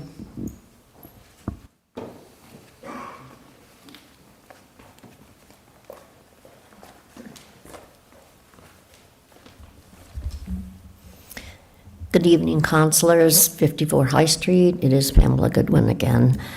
I looked at this huge agenda and printed it out, and I guess there's a lot to think about and a lot of things to fix. I noticed that there were like 5 different vehicles, whether it's a car or a truck. There's at least 8 things that have to do with water. 3 sewer issues, and if you drive a car around town or any other town, you're going to find a lot of potholes everywhere. So we know that there's a lot of expenses, and we know that the mayor is responsible for the entire city, and it's not just about schools, it's not just about roads, it's about running an entire city, even though many people say, including me, it's a wannabe city, it's a town. But we are over 17,000, and so therefore, I'm very glad to have, for instance, a city planner that I welcome Ella to help with the planning board. I want to talk about the nurses because I was a CNA, and I actually went into Worcester and walked around and around and around with the nurses when they went on strike at one of the hospitals there. And I got a bunch of signs, and I'm handing them out to anybody that's willing to stick them in their yard or on their property. They're in the back seat of my car. I'm going to need to get more signs. I believe in safety of the nurses. My daughter has been in the nurse profession in a hospital in Milford her entire life. It bothers me that they're so underpaid. I'm very bothered when the management wants them to work sick. These people have already struggled and struggled for good contracts, and now here we go again. So I fully support that. On the back table, I have a bunch of papers. There's a QR code where you can just pick it up, take it with you, read what else they're concerned about. We all know how long we have to wait in Western Mass for a dentist, for an eye doctor, for any doctor. There's fewer and fewer here. I just put on Facebook that the urgent care is now changed to Mass General Brigham. 4 people sitting there saying with a sign, "We're closed, go to the ER." 4 people that are getting paid to do what? I don't know. And that's Mass General and Brigham and Women. They changed the name from the EEIOU. So when I need urgent care, I have to go to Amherst on University Drive, because when I went to Brattleboro, they don't save your information in the computer system. My daughter said, geez, if I'd had any money, Mom, and could quit my job, I'd come out and make urgent care here in Western Mass. So I fully support what it is that they're doing. I'd love to give out more and more signs. I know you can either reach out to them or messenger me on Facebook.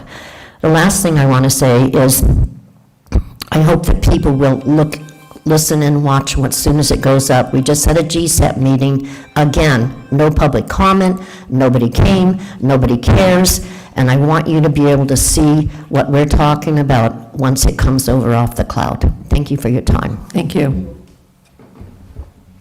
Annie Hassett?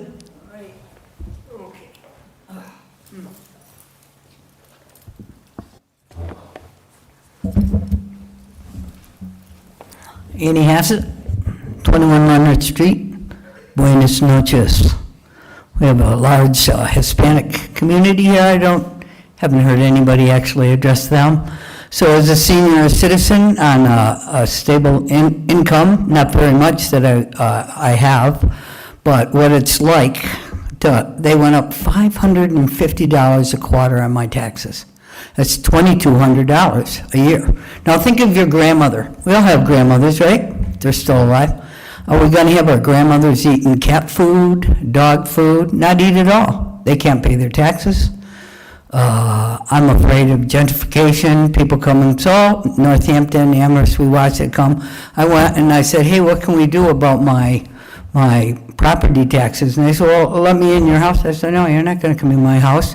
But how do you justify that kind of money, $2,200?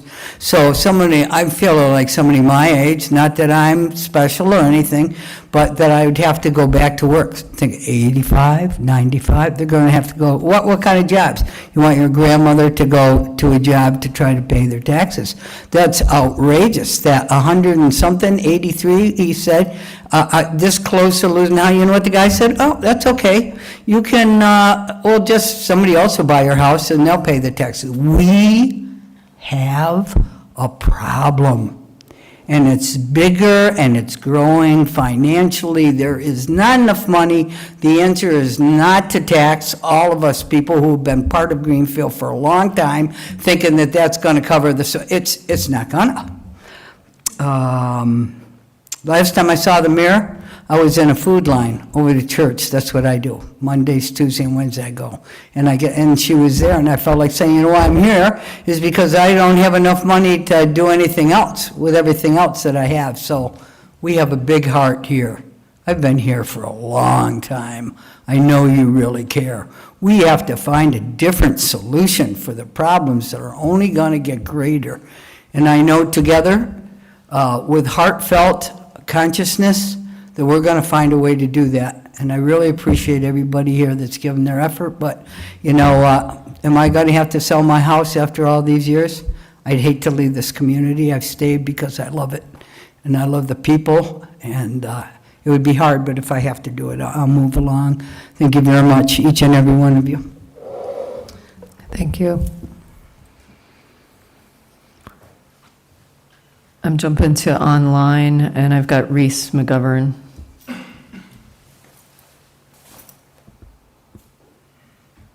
Hi, yes, thank you for coming to me. Reese McGovern, I live in Precinct 8. If you can hear my cat screaming in the background, I apologize. I will keep this short because the things that I want to say have been said very eloquently by other people already, save one. So I want to encourage the council to adopt MGL Chapter 32B, Section 19, and to reject Sections 21 and 23. And I also want to reiterate what the first public commenter said. I would love to see Greenfield in the same way that we as a city stood up for trans residents of our city and of Massachusetts and declared that everyone is welcome here to be who they are and to be safe. I would really love to see the city move in a proactive way to reject the unlawful actions of immigration authorities under this administration. And the last thing that I would like to say is I didn't see this on the agenda tonight, so it may be something that is more for councilors to encourage the mayor to take action on, but I would really encourage the city to fund the rec room staff position to make sure that kids have places to go and things to do that are safe and pro-social throughout the year, including in the summer when schools are closed. Thank you very much. Thank you. Ryan Whitney.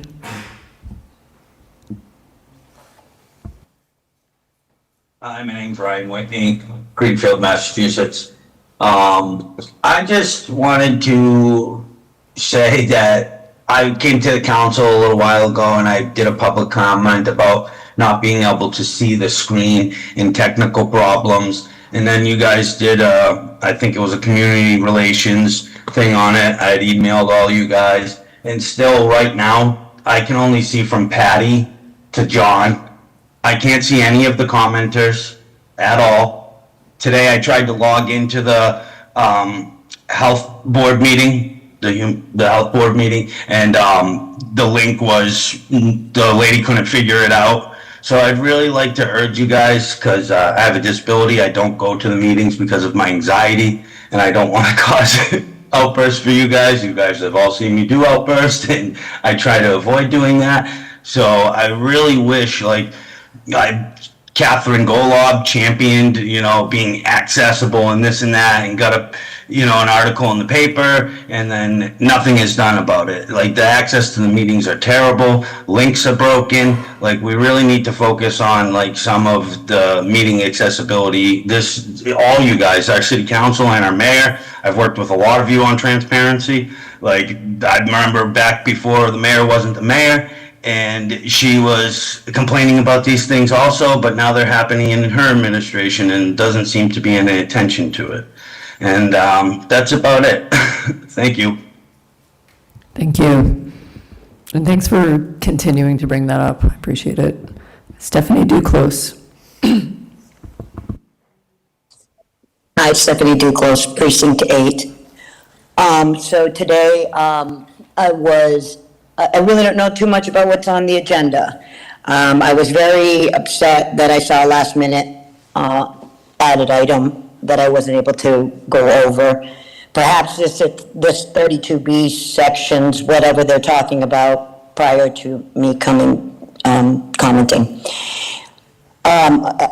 I think that it's a disservice to the people to not follow the 5-day rule. I believe that we should have the agenda set before 5 days. It allows for the public to go and look at the information on the agenda, possibly reach out to counselors prior to the meeting. But when you have to digest 114 pages and then you're trying to attend overlapping meetings, it's a little much, because I spoke at the planning board meeting earlier, missed the fact that the planning board meeting had moved its regularly scheduled Thursday meetings to Wednesday. That conflict with other meetings like the Board of Health and the City Council meeting today. The scheduling issue is a nightmare.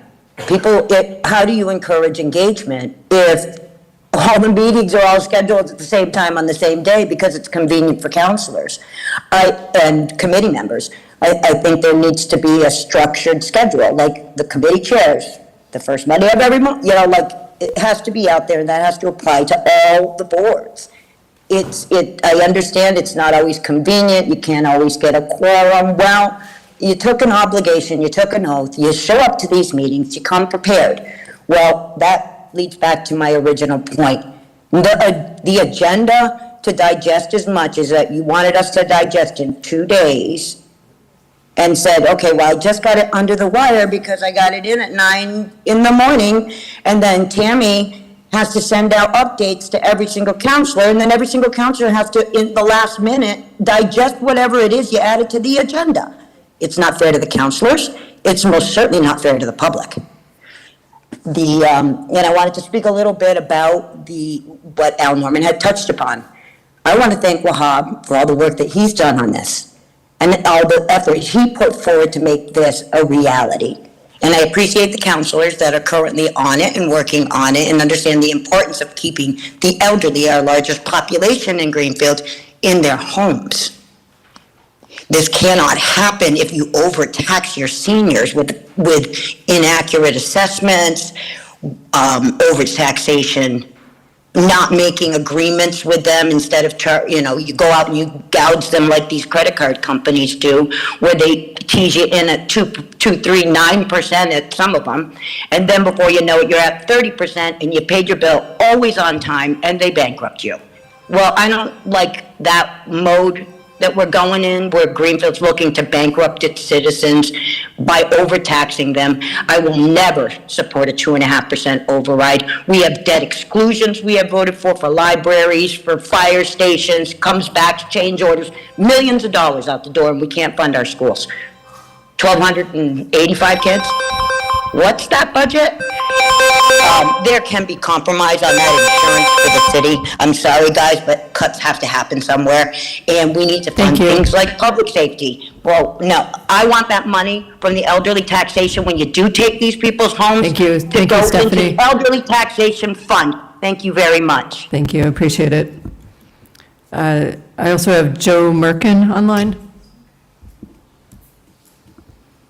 Thank you, Joe Merkin, 29 Highland Ave in Greenfield, and this is in regards to the closure of the rec room on Sanderson Street, and it's something my son, who's in middle school, has used daily this whole year. He's been in 5th grade. A bunch of his friends, Mr. Hesslink and their staff, really the entire rec department is kind of a godsend for the youth of this town. And I know every day after school, the library's packed, the rec room's packed. This is a great resource for our middle school age.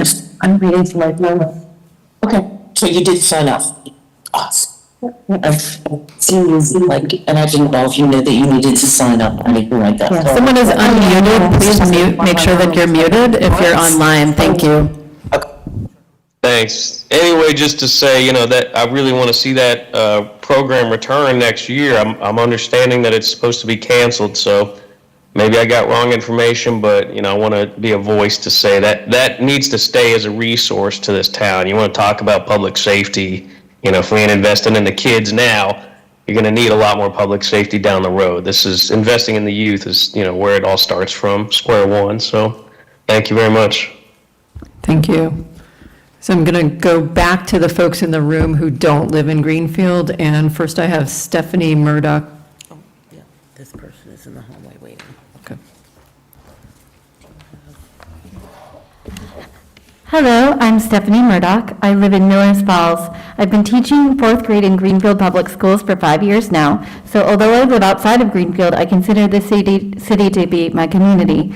I care deeply about the public school system, the families and children, my fellow educators, and the unions. I'm part of the Greenfield Education Association. I'm here like many today to urge you to adopt MGL Chapter 32B to join the GIC, to adopt Section 19 to preserve union rights in negotiating their health care plans, and to do away with Sections 21 to 23 that would strip union workers of these rights. Union workers are all here to serve our community and to support what's best for it. Maintaining collective bargaining rights is at the heart of acting in good faith with unions. The unions themselves have every reason to want to join the GIC as quickly and smoothly as possible. None of us want to see the dire health insurance cost increases or the budget cuts that would go along with these. Teachers want our buildings as fully staffed as possible so that we can best serve our students. Workers want to be able to afford to keep their positions, and health insurance increases could get in the way of that. And it seems like there's talk of having unions we're going to move quickly anyway. So as economic conditions are likely to worsen in the upcoming years, unions will be more important than ever in advocating for the people who keep our communities running. Therefore, there's no reason to take away our bargaining rights in any capacity. We're acting in good faith and will continue to do so. I trust my union to do what is right for our community and to continue advocating to keep things fair for everyone. Please keep our bargaining rights intact and adopt Section 19. It's the right thing to do. Thank you. Thank you. Sasha Mooresmith.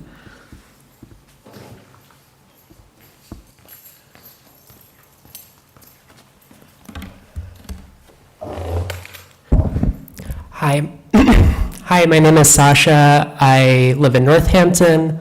I'm the field organizer for the Western Massachusetts Area Labor Federation, AFL-CIO. Our federation represents 60 unions with over 50,000 union workers in the western 4 counties of Massachusetts. I'm here to stand with 2 of our affiliate unions today, the Massachusetts Nurses Association and the Greenfield Education Association. I'll start with the MNA. Their nurses work hard every day to keep this community safe, to keep us healthy. Let's repay that, stand with them, show solidarity, and help them win a fair, equitable contract that keeps our community safe with Bay State. I'd also like to address the issue of the GIC with the public sector unions. I urge you to adopt Section 19 and say no to Section 21 to 23. Our unions statewide just had to fight like hell to keep the GIC affordable. Right now, it is the best option because of how hard our unions fought after the governor proposed shifting premium burdens onto towns and to their employees. We ensured that that didn't happen. We won and we plan to keep on winning, but we don't know what the future holds. That's why collective bargaining rights are absolutely essential. Don't go down a route that would take away the bargaining rights of the workers in your city. Adopt Section 19, say no to Section 21 to 23. Thank you. Thank you. And last on my list is Suzanne Love.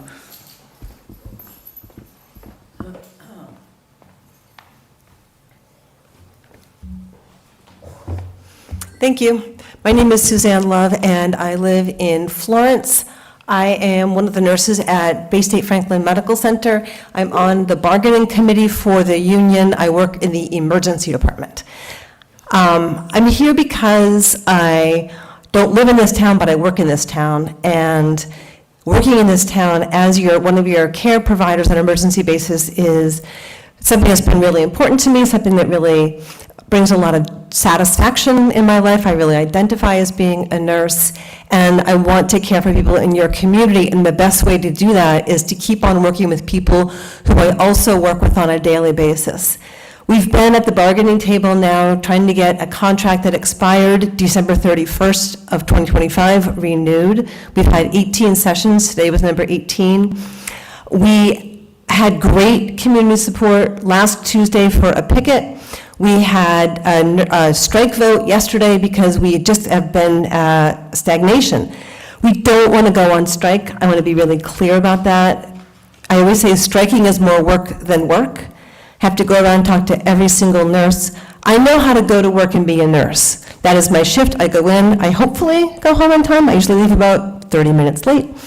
But striking is so much more effort. It puts the community at risk. It spends money the hospital does not need to spend. Just spend that money to get the wages that we need, get the benefits that we need, keep this community going because you have a well-paid workforce in the nursing, and keep nurses working here. I've been there for 17 years. I want to keep on being there. I'm 59. I have about 8 more years to go. I'm going to be staying there and keep on working till the end. But we need to attract new nurses to come in there. The way that we do that is that we have the right starting pay. We are currently the lowest paid hospital for new grads, between 10 and 23% lower in this western part of the state. We need to fix that.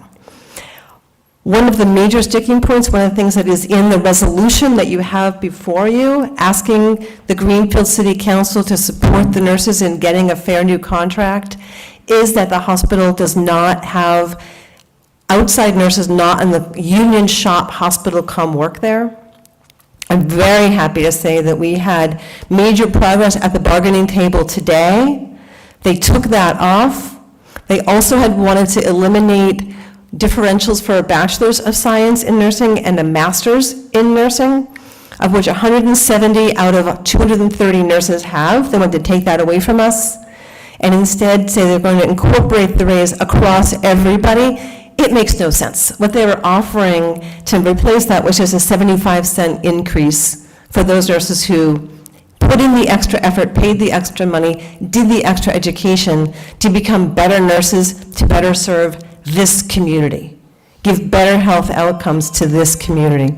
So even though this major piece was settled today, we haven't reached an agreement. We still have work to do. We have 2 more sessions scheduled, and we'll be probably scheduling more, but we are looking forward to ratifying soon by having fair negotiations and talks keep going, and your important resolution supporting our efforts will make a big deal. Thank you. Thank you. Thank you. So thank you to everybody for your public comments. Really appreciate everybody's passion and comments about affordability. We all know that it's tough out there, and we're facing really tough budgets as well, and that is laying the table for these conversations that are going to happen over the next 3 months here in the city. So appreciate everybody being part of this discussion. So I'm taking a breath. We have no public hearing or second readings tonight. So we're going to go now to the mayor's reappointment to the Board of Registrars of Voters, and that's on page 31. And I will ask Councilor Golub if you're ready for that. Could we have our 5-minute recess right now before we dive into voting? We're almost there. Some of us just need. If not, yeah. If not, can I use your? I think we're voting with our feet. I just thought we could get a quick, easy thing out of the way, and then, okay, we're going to take a 5-minute recess. Thank you, everybody. I'm like power through it, y'all.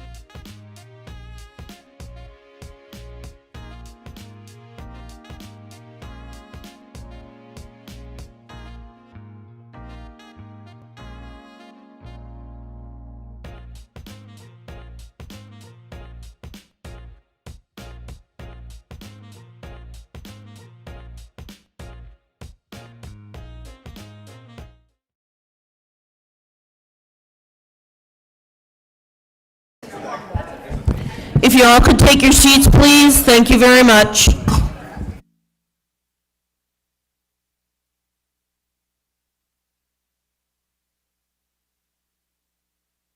We're good to, you good? Okay. All right, I'm calling us back to order. It's 8:27 PM. So that was our fastest 5-minute break that I've seen in a while. I also wanted to comment, because I heard from GCTV, that if you want to be able to see everybody, if you go to the YouTube channel, the only problem is there's a 3-minute lag, something like that, so it makes it hard with the public comment, but that way you can see everybody's faces as well as the speakers. And I know that Fernando is working to fix that and isn't sure why Zoom is only showing a portion of people while YouTube is showing everybody. So no idea what's going on there. All right, so we're going to come back to the mayor's reappointment for the Board of Registrars on page 31. And Councilor Golub, if you can read that, please.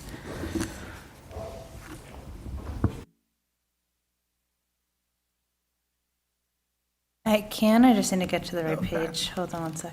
Okay, great. Order number fiscal year 26087. The City Council moved that it be ordered that the Greenfield City Council pursuant to Charter Section 210 affirms the following reappointment by the mayor to the Board of Registrars of Voters. Ava Carrier for a 3-year term to expire April 30th, 2029. Majority vote required. Is there a second? Councilor Gordon, thank you. And this received a positive unanimous recommendation. Great. Any questions, councilors? All in favor? Aye. Great. Any, okay. It is done. Thank you so much. Thank you for your service, Eva. All right, so I'm going to be taking things out of order. So next we're going to go to adopting Massachusetts General Law, Chapter 32B, Sections 21 to 23. And Councilor Bullock, I'd like to ask you to read that. It's on page 50. Order number FY 26-089, the City Council, upon recommendation of Mayor Disorder, move that it be ordered that the City Council adopts Massachusetts General Law, Chapter 32B, Sections 21, 22, 23, which authorizes the city to implement changes to employee health insurance plans through the alternative negotiation and transfer process established by the Commonwealth, including the pursuit of the transfer of participation from Health New England to the Group Insurance Commission, GIC. Majority vote required. Do I have a second? Second. This received a unanimous negative recommendation from the Ways and Means Committee. Thank you. So now we'll open up for discussion, and I just want to say, coming into this, there's been a lot of discussions. We moved this, both 19 and 21 to 23, back on our agenda so that as a council, we could discuss everything and have all the options in front of us. So that is, it was on chairs, it got pulled off and came back on. So it is back on. I appreciate the mayor. And if the mayor and Attorney Quinn want to come up, if people have questions, we can bring them up now. If you don't have questions, we can have them wait in the back. So, but I also want to just appreciate Tara and the firefighters and all the unions that we've been speaking to over the last, gosh, I don't know how many days it's been, and that you all came to us with a letter that said we want to move forward with the GIC. I think that's really, really important, and seeing that everybody has signed off on. I don't know if the full council has seen that, but I've seen a copy of that letter. I think it went over our email earlier this week. And also that we're on a really expedited timeline to get this done. And so that's going to make it really tricky. We've got to get it signed really by the 21st. So I thank the unions for being willing to be that expedited, and the mayor and her team for also being able to be expedited on this. So I'm going to turn it over. Anybody have any questions about sections 21 through 23? Councilor Bullock and then Councilor Golub. I'd like to make a motion to table this and move us to the section night to discussion on section 19 and ask questions there. Do I have a second? Okay, let's, non-debatable, we're gonna, and I think we'll do this as a roll call. Thank you.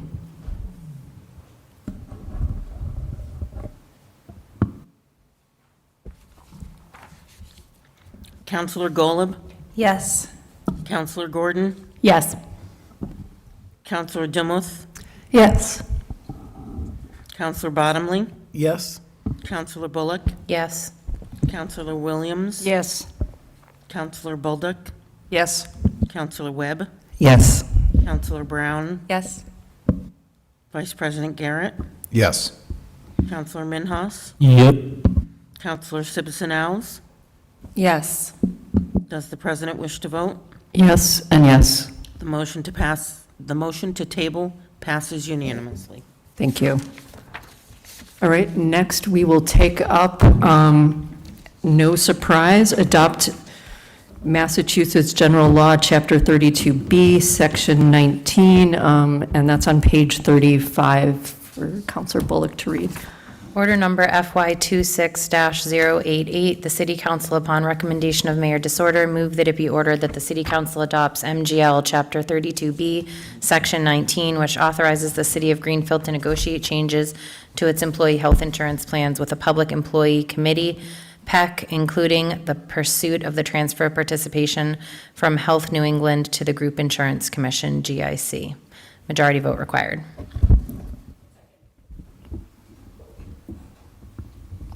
Great, all right. So, and this was not before Ways and Means, so you guys don't have a formal recommendation, so I'll open it up for discussion and questions. So I see Counselor Golub.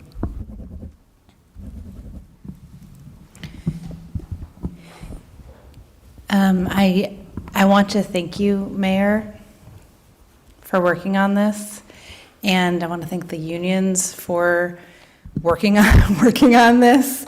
And I want to say that if I'm understanding correctly, I understand why you put forward the first one, the 21 to 23, because we're in such a crisis right now.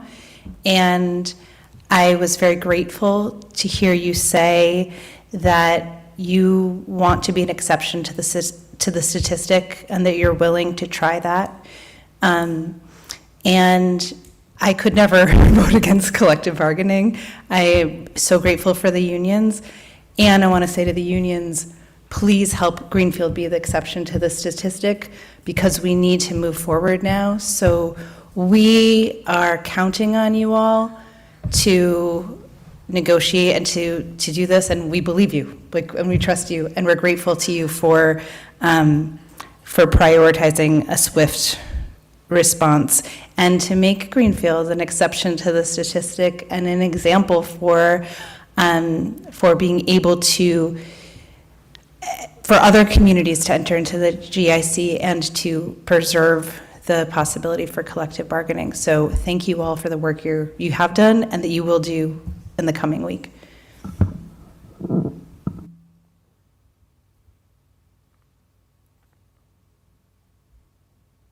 I don't, okay.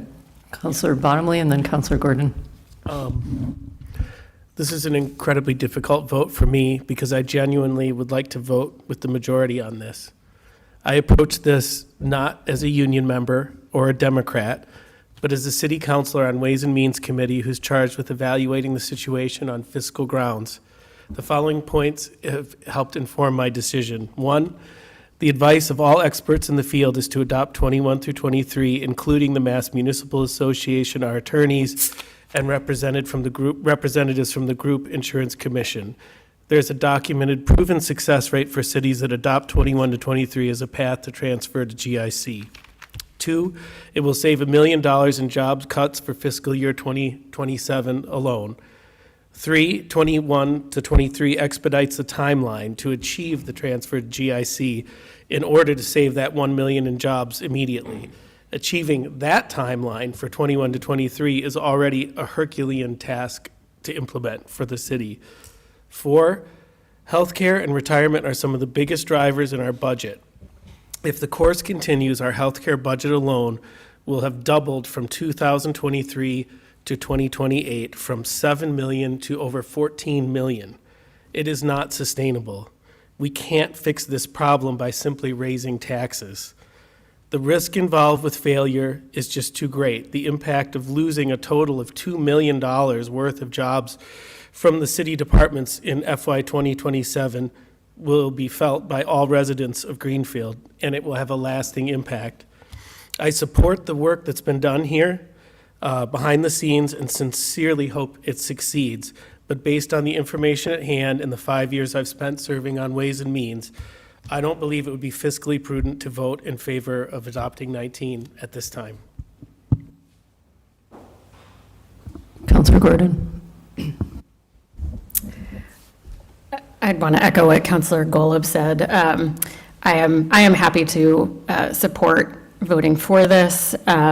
Really appreciate the very difficult position that the mayor is in, that the city is in, that the unions are in. I think none of us wants to vote in any way to take away collective bargaining rights. We recognize how incredibly important those are, and also recognize that the statistics are real, and there's a reason that the city feels that it may need to have a different recourse. We do believe in you, and we appreciate the unions coming so collaboratively to the table on this, and believe that we can be an exception. And I feel like I say this a lot, but it's worth taking the opportunity to say it. None of us should be in this position. I'm sorry that the city is. I'm sorry that the unions are. You work so hard for the schools and for all the other city departments. You have better things to do on your Wednesday evening. It shouldn't be this way. We need single-payer healthcare. We need better state aid to our schools. We need better state aid to our municipalities.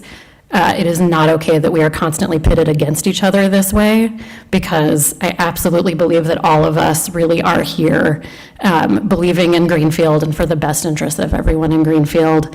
And no city can solve these problems within itself. That's why, unfortunately, property taxes do get raised, because that's basically the only recourse that the city has to cover its costs when state aid just goes down and down and down compared to what we need.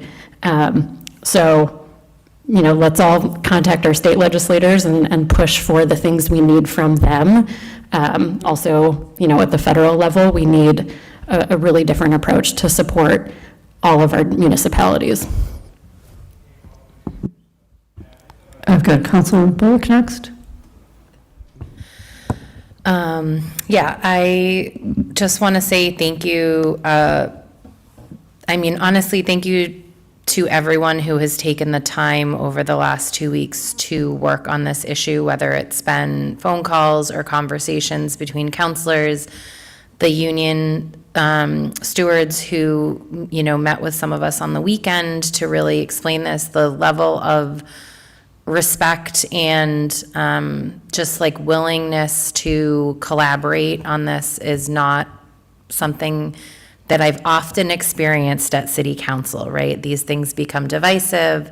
And so it has really been, at the start of a very difficult budget season, a hard conversations, but felt very positive in it. And it was great to see. I think maybe she's gone, but my son's old teacher was here. And so it's just, I know the employees in our city can't shoulder this burden, and the city can't shoulder this burden either. And so everyone knows we have to enter the GIC. And I think for the sake of us not having paid a lawyer for 2 hours to sit here and listen to our meeting, I would like to hear from you why the recommendation of 21 through 23 was made from a attorney's perspective for our municipality rather than 19.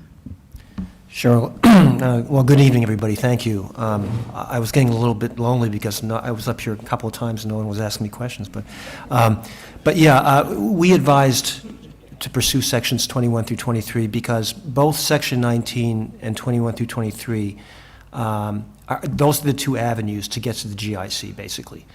And they both involve a collective bargaining process with a public employee committee.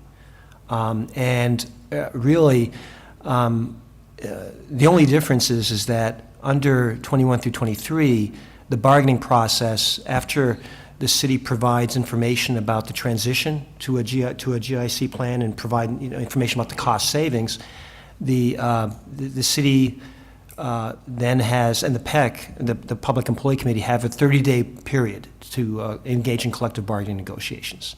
And the hope is that an agreement would be reached during that 30-day period, and in many cases it is. But in the event that no agreement is reached, then a health review panel is appointed. One member is appointed by the city, one member is appointed by the Public Employee Committee, and then another person is referred by the state. And this tripartite panel, if you will, has a short window of time after seeing the proposal provided by the city and any other information provided by the Public Employee Committee to make a decision, right, to make a final decision that would end the collective bargaining process. So it's a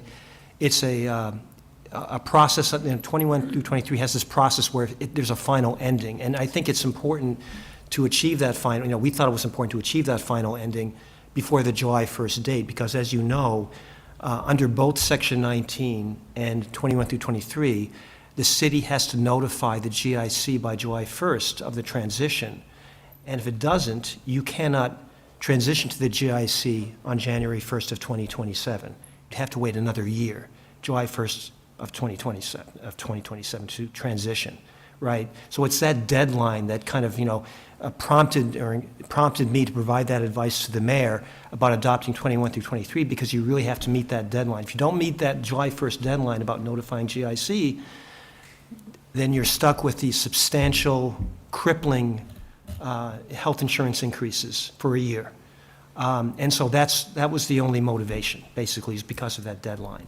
Under Section 19, there is no deadline. You can theoretically engage in negotiations for as long as it takes. Now, hopefully that will not happen, because it looks like, from what people are saying, that the unions or the Public Employee Committee would agree to transition to the GIC.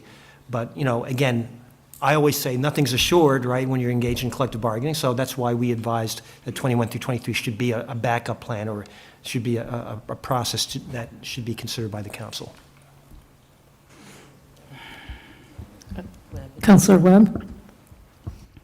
Thank you for your time and for giving us that explanation. I guess I just want to say, as you're going through cuts, I understand, like, on paper we need it balanced, but just considering how cutting and balancing on paper affects the paychecks and the take-home pay of people that work here, when we're talking about this, we're asking them to pay more than they can afford. They're not going to be able to work here, they're not going to be able to live here, then we're definitely SOL when it comes to taxes.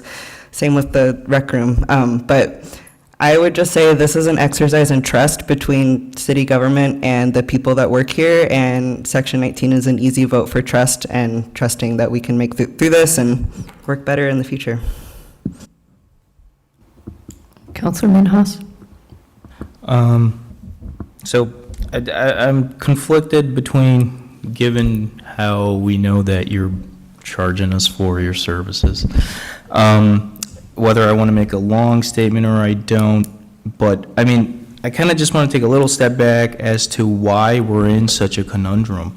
The reason we're in this weird conundrum is because we are being ruled by a class of people who have decided that our tax dollars, rather than going to our health care, should be going to bomb kids 1,000 miles away who we know nothing about. So that's the reason why we're in this conundrum today. And just to kind of make it as concise as I can, anything that supports the American worker, I support. Anything that dilutes their power, I will oppose vehemently. So I can wholeheartedly support this measure. Counselor Williams? I just want to say I'm very proud to live someplace where folks can bargain in good faith, because there's so little of that in this government today, and we have it here. So thank you. Thank you. So now is my hand up. I support the workers' rights for collective bargaining. I think it's a really important part of everything.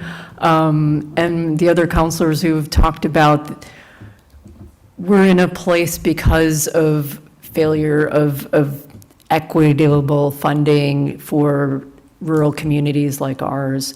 And that goes across the board for lots of different things. So I won't go off on that but I think the things that has given me so much hope is watching people come to this conversation with open hearts.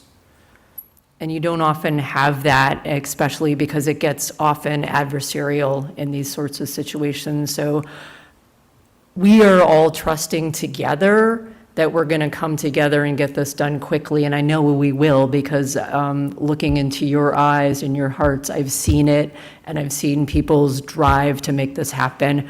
We know we've got to get it done by the 21st, and that is our special meeting. And I know that puts a lot of pressure on everybody, but I also believe in all of you to get this done, because we all want what's best for Greenfield, which is making sure that your insurance rates don't go up a lot. It's making sure that we don't have to make big cuts because we can't sustain that budget.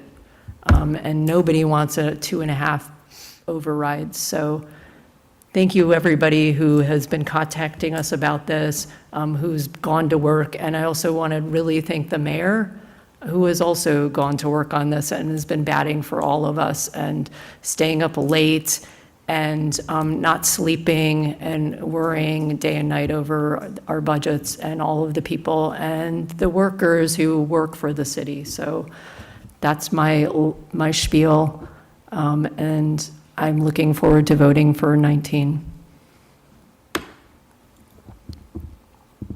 So I think we can take a roll call vote.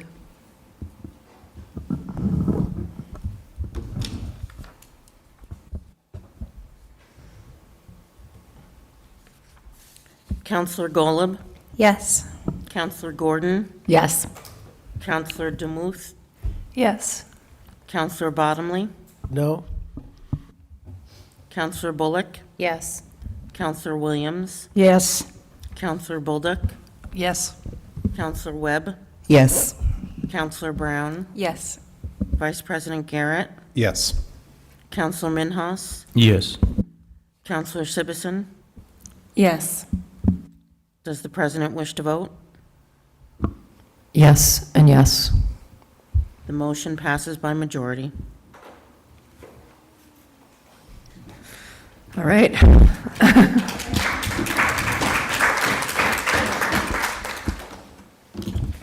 Thank you all. Do you have any other questions on anything for the attorney before I can send him along? Make up his time. We do need to, we would like to figure out if we can give the mayor more time on the budget because of the charter, and I'm being advised that we can't. So I'm going to ask you, Attorney Quinn, your thoughts on that? Yeah, I did speak briefly with the mayor about that. The charter doesn't provide a specific or outline a consequence if something is not submitted by a certain date, right? There's no consequence. And so I'm at a loss to really give advice as to what the consequence would be if the budget is submitted shortly after a particular time limit set forth in the charter. I don't think that there's any financial penalty associated with perhaps overstepping that time limit. I'm not aware of that. I haven't researched, I mean, in my research, I haven't found anything like that.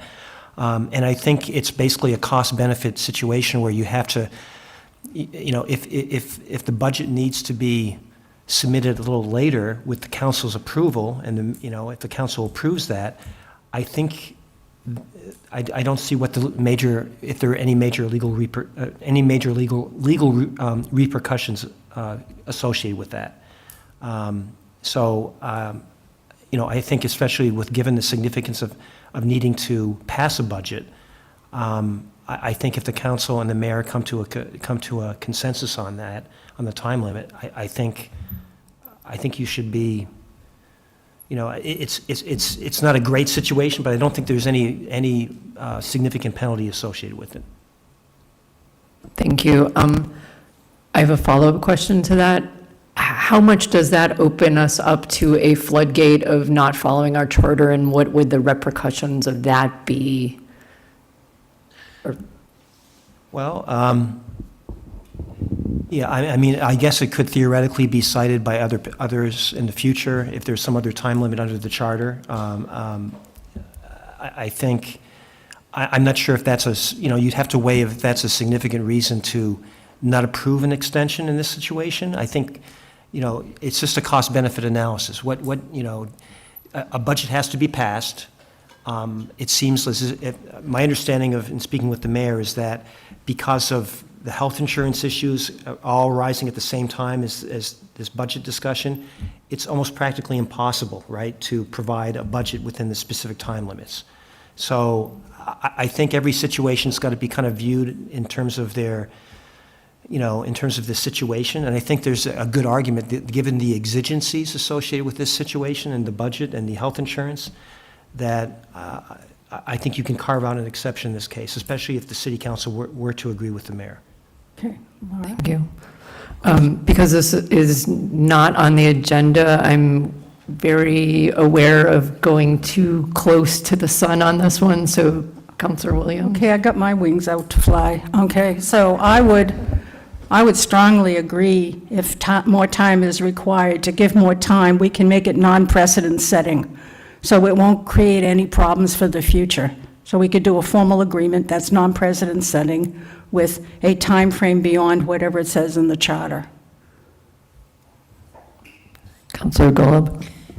Yeah, aware of open meeting law, what I would support is if the council president and vice president and the Ways and Means chair, I feel like this could be under the realm of, this conversation is under the realm of questions for the mayor, and we have asked the questions to the mayor and the attorney, and if this gets out of the realm of us all debating this, would feel more comfortable to me. Does that make sense? Yes. So what I'm going to recommend that is, because we've got the special meeting next week, that we can move on something next week related to this topic. Yep, and we'll have it posted by 5 p.m. tomorrow, so the mayor will know that she potentially has extra time, which is really important to give her extra time. Councilor Bottomley? The only concern is, when is the budget officially due? The 22nd? On the 22nd. So that feels a little bit scary to not vote on something tonight.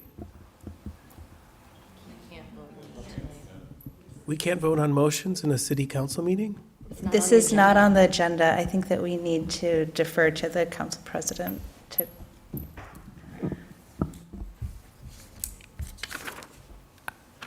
I would like to get it on the special meeting agenda.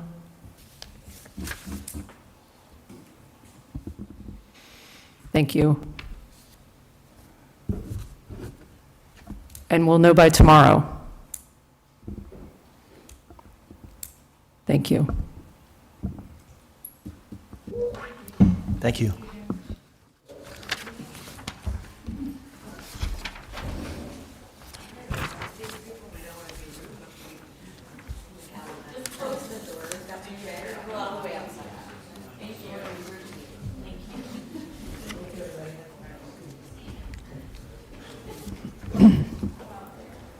All right, next on our agenda is the resolution in support of the nurses of Bay State Franklin Medical Center. Is that an A&O? Thank you. It's on page 33 if you need it. Thank you.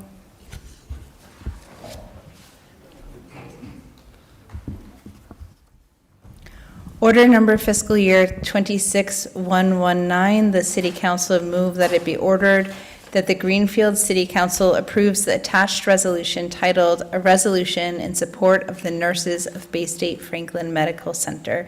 Majority vote required. Second. And this received a positive unanimous recommendation from the committee. Thank you. Any discussion? Councilor Golub. I'll just say the same thing that I said in A&O, which is just so much gratitude for the nurses for organizing for safe and high-quality standards for all of the members of our community. And this is a lot of work, and people shouldn't have to fight for this, but I'm grateful to all the organizing.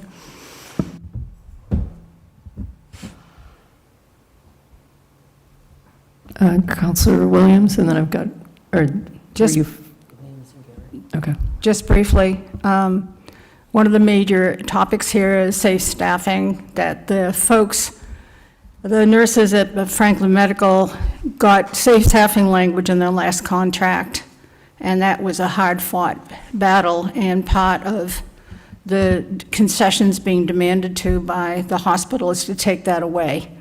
And if you think about what it means to be in a hospital with not enough nurses, that gets real scary. So I think this is, the nurses had a very big picket last week. I attended, as did the mayor. A number of you attended. I think it's extremely important to support this. This is for our benefit. They fight every day for our benefit, so we need to stand up for them. Thank you. Vice President Garrett? I'm really pleased that we're passing this resolution, or we're likely to pass this resolution, and also incredibly proud of Bay State Franklin being a unionized workplace, especially considering its sister hospital down in Springfield is not. The CEO of Bay State is famously proud of firing people. He's written a book. He goes on financial talk shows to talk about how firing people is actually a good thing and people need to be less afraid of it, as he rakes in six-figure, maybe even more than six figures, it's hard to honestly imagine, salaries. And so, you know, off of the backs of the workers here in Greenfield, where many of our children were born and many of us may need medical care in the future or the past, that's where his luxury lifestyle is coming from. And so, you know, this is speech, this is something, but I'm glad that our council has the option to lend our voices in support of these workers. You know, not to continue for too long, but one of the things that always strikes me about this country is we accept dictatorship in our workplaces in many instances, and yet we talk about being, you know, the oldest democracy in the world in a lot of ways, which is, you know, in some parts true. But unions allow workplaces to be democracies, at least to some degree. And so I'm just, again, in solidarity with the workers there and glad that we're doing this.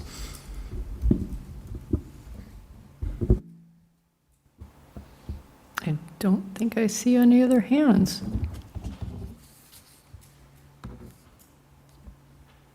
I think we can do this on a voice vote if everyone's okay with that. So all in favor, say aye.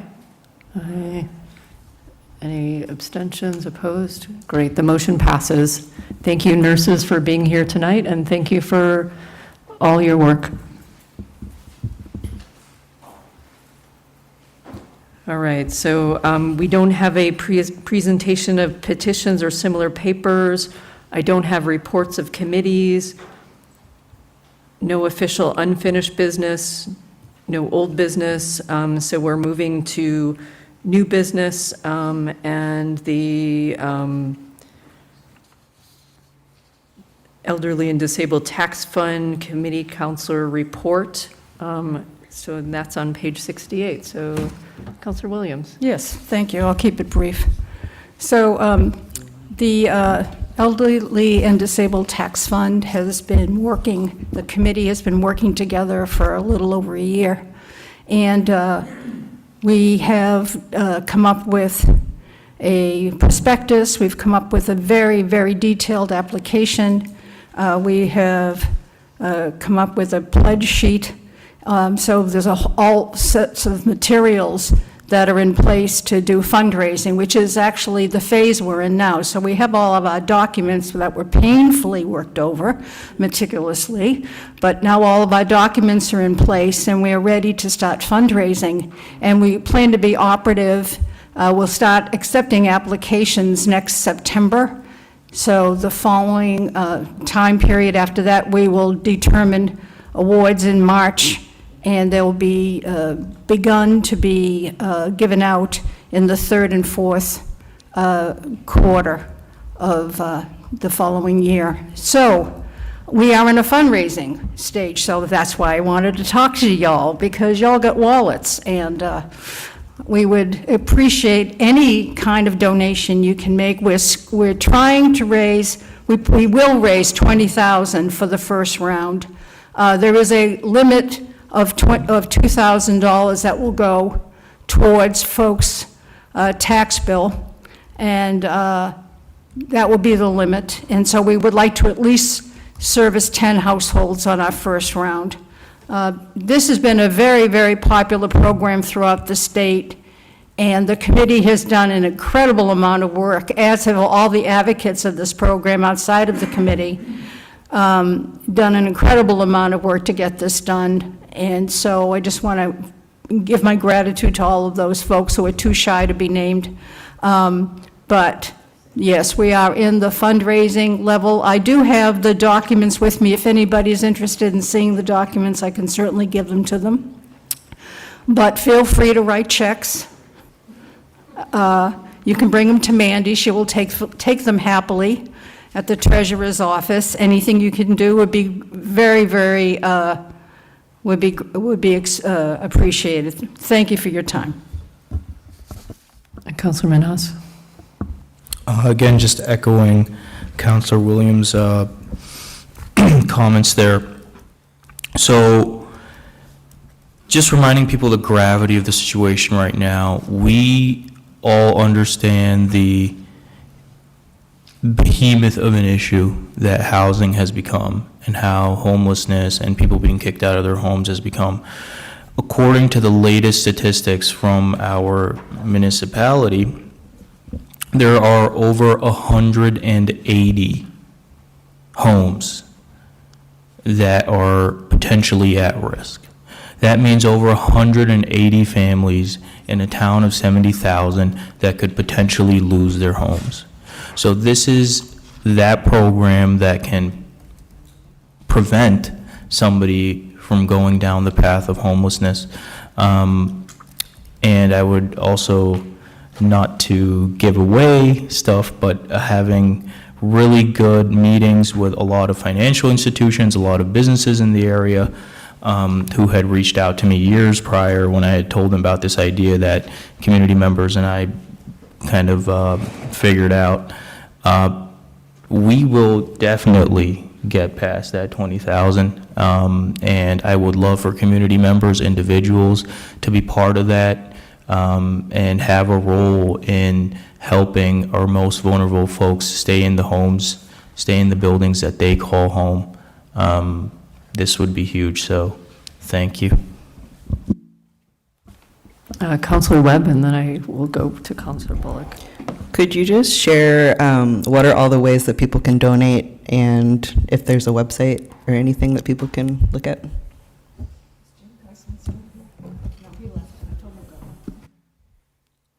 There is a website, or it's part of the city website. You can donate through that. There is supposed to be, and I understand in the next tax bills and the water and sewer bills, there will be a checkoff there where you can add money in order to have it go into the fund. And it's a restricted fund, by the way. That's very important for folks to understand. Or you can sashay into town hall and write a check in the treasurer's office, if you like to sashay. Okay. but no Venmo. Also, sorry. None of these funds are going to be going to any of the committee members. Like, we're not taking a salary. We're not having like some really nice stipends, or I'm not going out buying a Bentley with your money. Like, this is going straight directly towards people's homes and their tax bills. And Counselor Bullock next, and then I have Counselor Golub. Patty, Counselor Williams answered my question. It was about if there was like a checkbox when I get my next bill, if I could just do it that way. That feels easy. Thank you. Okay. Counselor Golub. Sorry. By restricted fund, you mean that these funds don't go into the general fund? They're specifically, anyone who checks that box, it goes specifically to this fund and will not go to anywhere else in the budget? Exactly. Okay, great. And the funds go directly to the city. So if somebody is given an award, let's say somebody is let's say they're $1,000 in arrears. That $1,000 comes out of that account and goes to the city, to the tax bill. No checks are handed out. So there's no issue with any problems regarding that. So it's a very, clean, yikes, it's a very clean operation. Thank you. I just want to thank you for the update and also for all your work on this. It's so important. I mean, as we heard from others, everything's becoming so unaffordable, and this is a really public way of making a difference. So really appreciate all the thought that went into that and helping our neighbors. So really, really great stuff. All right. Since we just talked about delaying, and after my sidebar with Kathy, since there is no penalty, Mayor, I'm just going to give you till April 30th, and we're done. So no penalty, we're not going to, no one's going to come after you. We're not going to change the charter because I think that's a bad precedent, so I think it's much better. You've got till the 30th. We appreciate all you're doing, and that you need some more time, so thank you. So I'm going to move to new business now, and the first reading, which is DPW Chapter 90 funding. So I think Marianne's going to have a lot to read off. Yep. Again, round two. Were you in theater? Do you have your drama voice? I was not in theater. But I can talk, don't worry. Order number FY 26-083, the City Council, upon recommendation of Mayor Disorder, move that it be ordered that the City Council approves the Department of Public Works to accept Chapter 90 funding in the amount of $960,308,000.54 to be used for road works and repairs. I did it wrong. What do you need? You can just read page 69 so that you don't have to read Oh, I every don't have to read every single- order like I did the other night? Great, okay, I'm gonna start at, 69 and 70. 69. City Council first reading, April 15th, 2026, approved Department of Public Works to accept Chapter 90 funding in the amount of $960,308,054 for road work and repairs. Approved transfer of $173,611,000.75 from general fund bond premium to general fund legal expenses, number 5302, for $10,740.91, and general fund short-term interest, number 5925, for $162,870,084. Repurpose funds from anaerobic digester appropriation for $15,000 to cover increase of cost in the water meter replacement appropriation. Repurpose funds from the Leiden Woods Pump Station appropriation for $41,731.82 to cover increase of cost in water meter replacement appropriation. Appropriate $250,000 for borrowing to purchase XXX BTU generator to replace Police Department emergency redundant power generator. Fiscal year 2027 capital budget. Approve $130,000 from borrowing for reclamation and paving of Abercrombie Drive. Approve $15,000 from capital stabilization account 8402 to replace gutter at Academy of Early Learning. Approve $36,000 from capital stabilization account 8402 to resurface basketball court at swimming area. Approve $25,000 from sewer retained earnings to purchase Chevrolet Equinox to replace car number 10. Approve $100,000 from borrowing for cross-connection survey for water department. Approve $317,000 from water retained earnings to purchase dump truck number 40. Approve $70,000 from water retained earnings to update door, window, and heat for Green River Pump Station. Approve $40,000 for capital stabilization account 8402 to replace guardrail. Approve $200,000 from capital stabilization account 8402 for highway fund. Approve $158,000 from capital stabilization account 8402 to replace highway truck number 45. Approve $600,000 from borrowing for repairs to inflow and infiltration systems. Approve $35,000 from water retained earnings to relocate Lime Solo Ladder to Adams Tower. Approve $45,000 from water retained earnings for rehabilitation of Millbrook Well Number 2. Approve $150,000 from water retained earnings for engineering and design of redevelopment to Millbrook Well Number 1. Approve $100,000 from sewer retained earnings for engineering the upgraded nitrogen removal. Approve $65,000 from water retained earnings to update wiring at Oak Hill Building. Approve $85,000 from borrowing for Oak Hill flow valves and structure.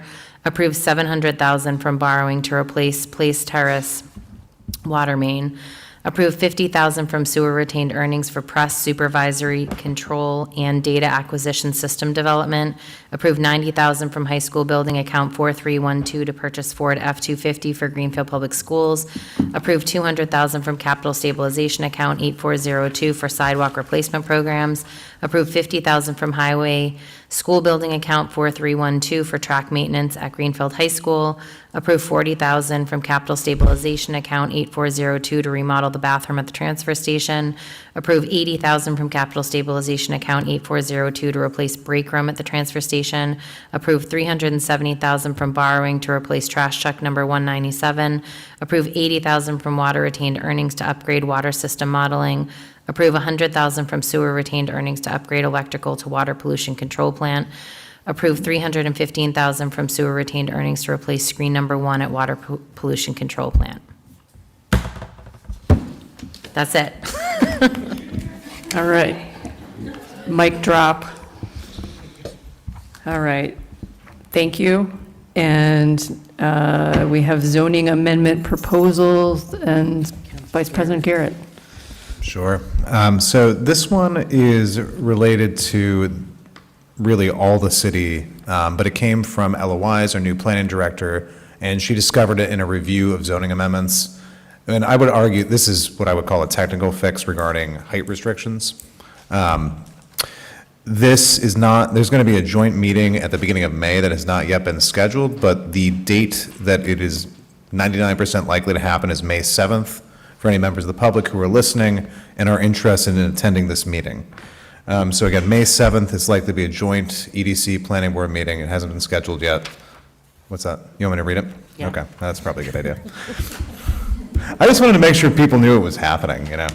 All right, so notice of zoning amendment proposal, April 15th, 2026. The following zoning amendment proposal has been submitted to the Greenfield City Council for consideration.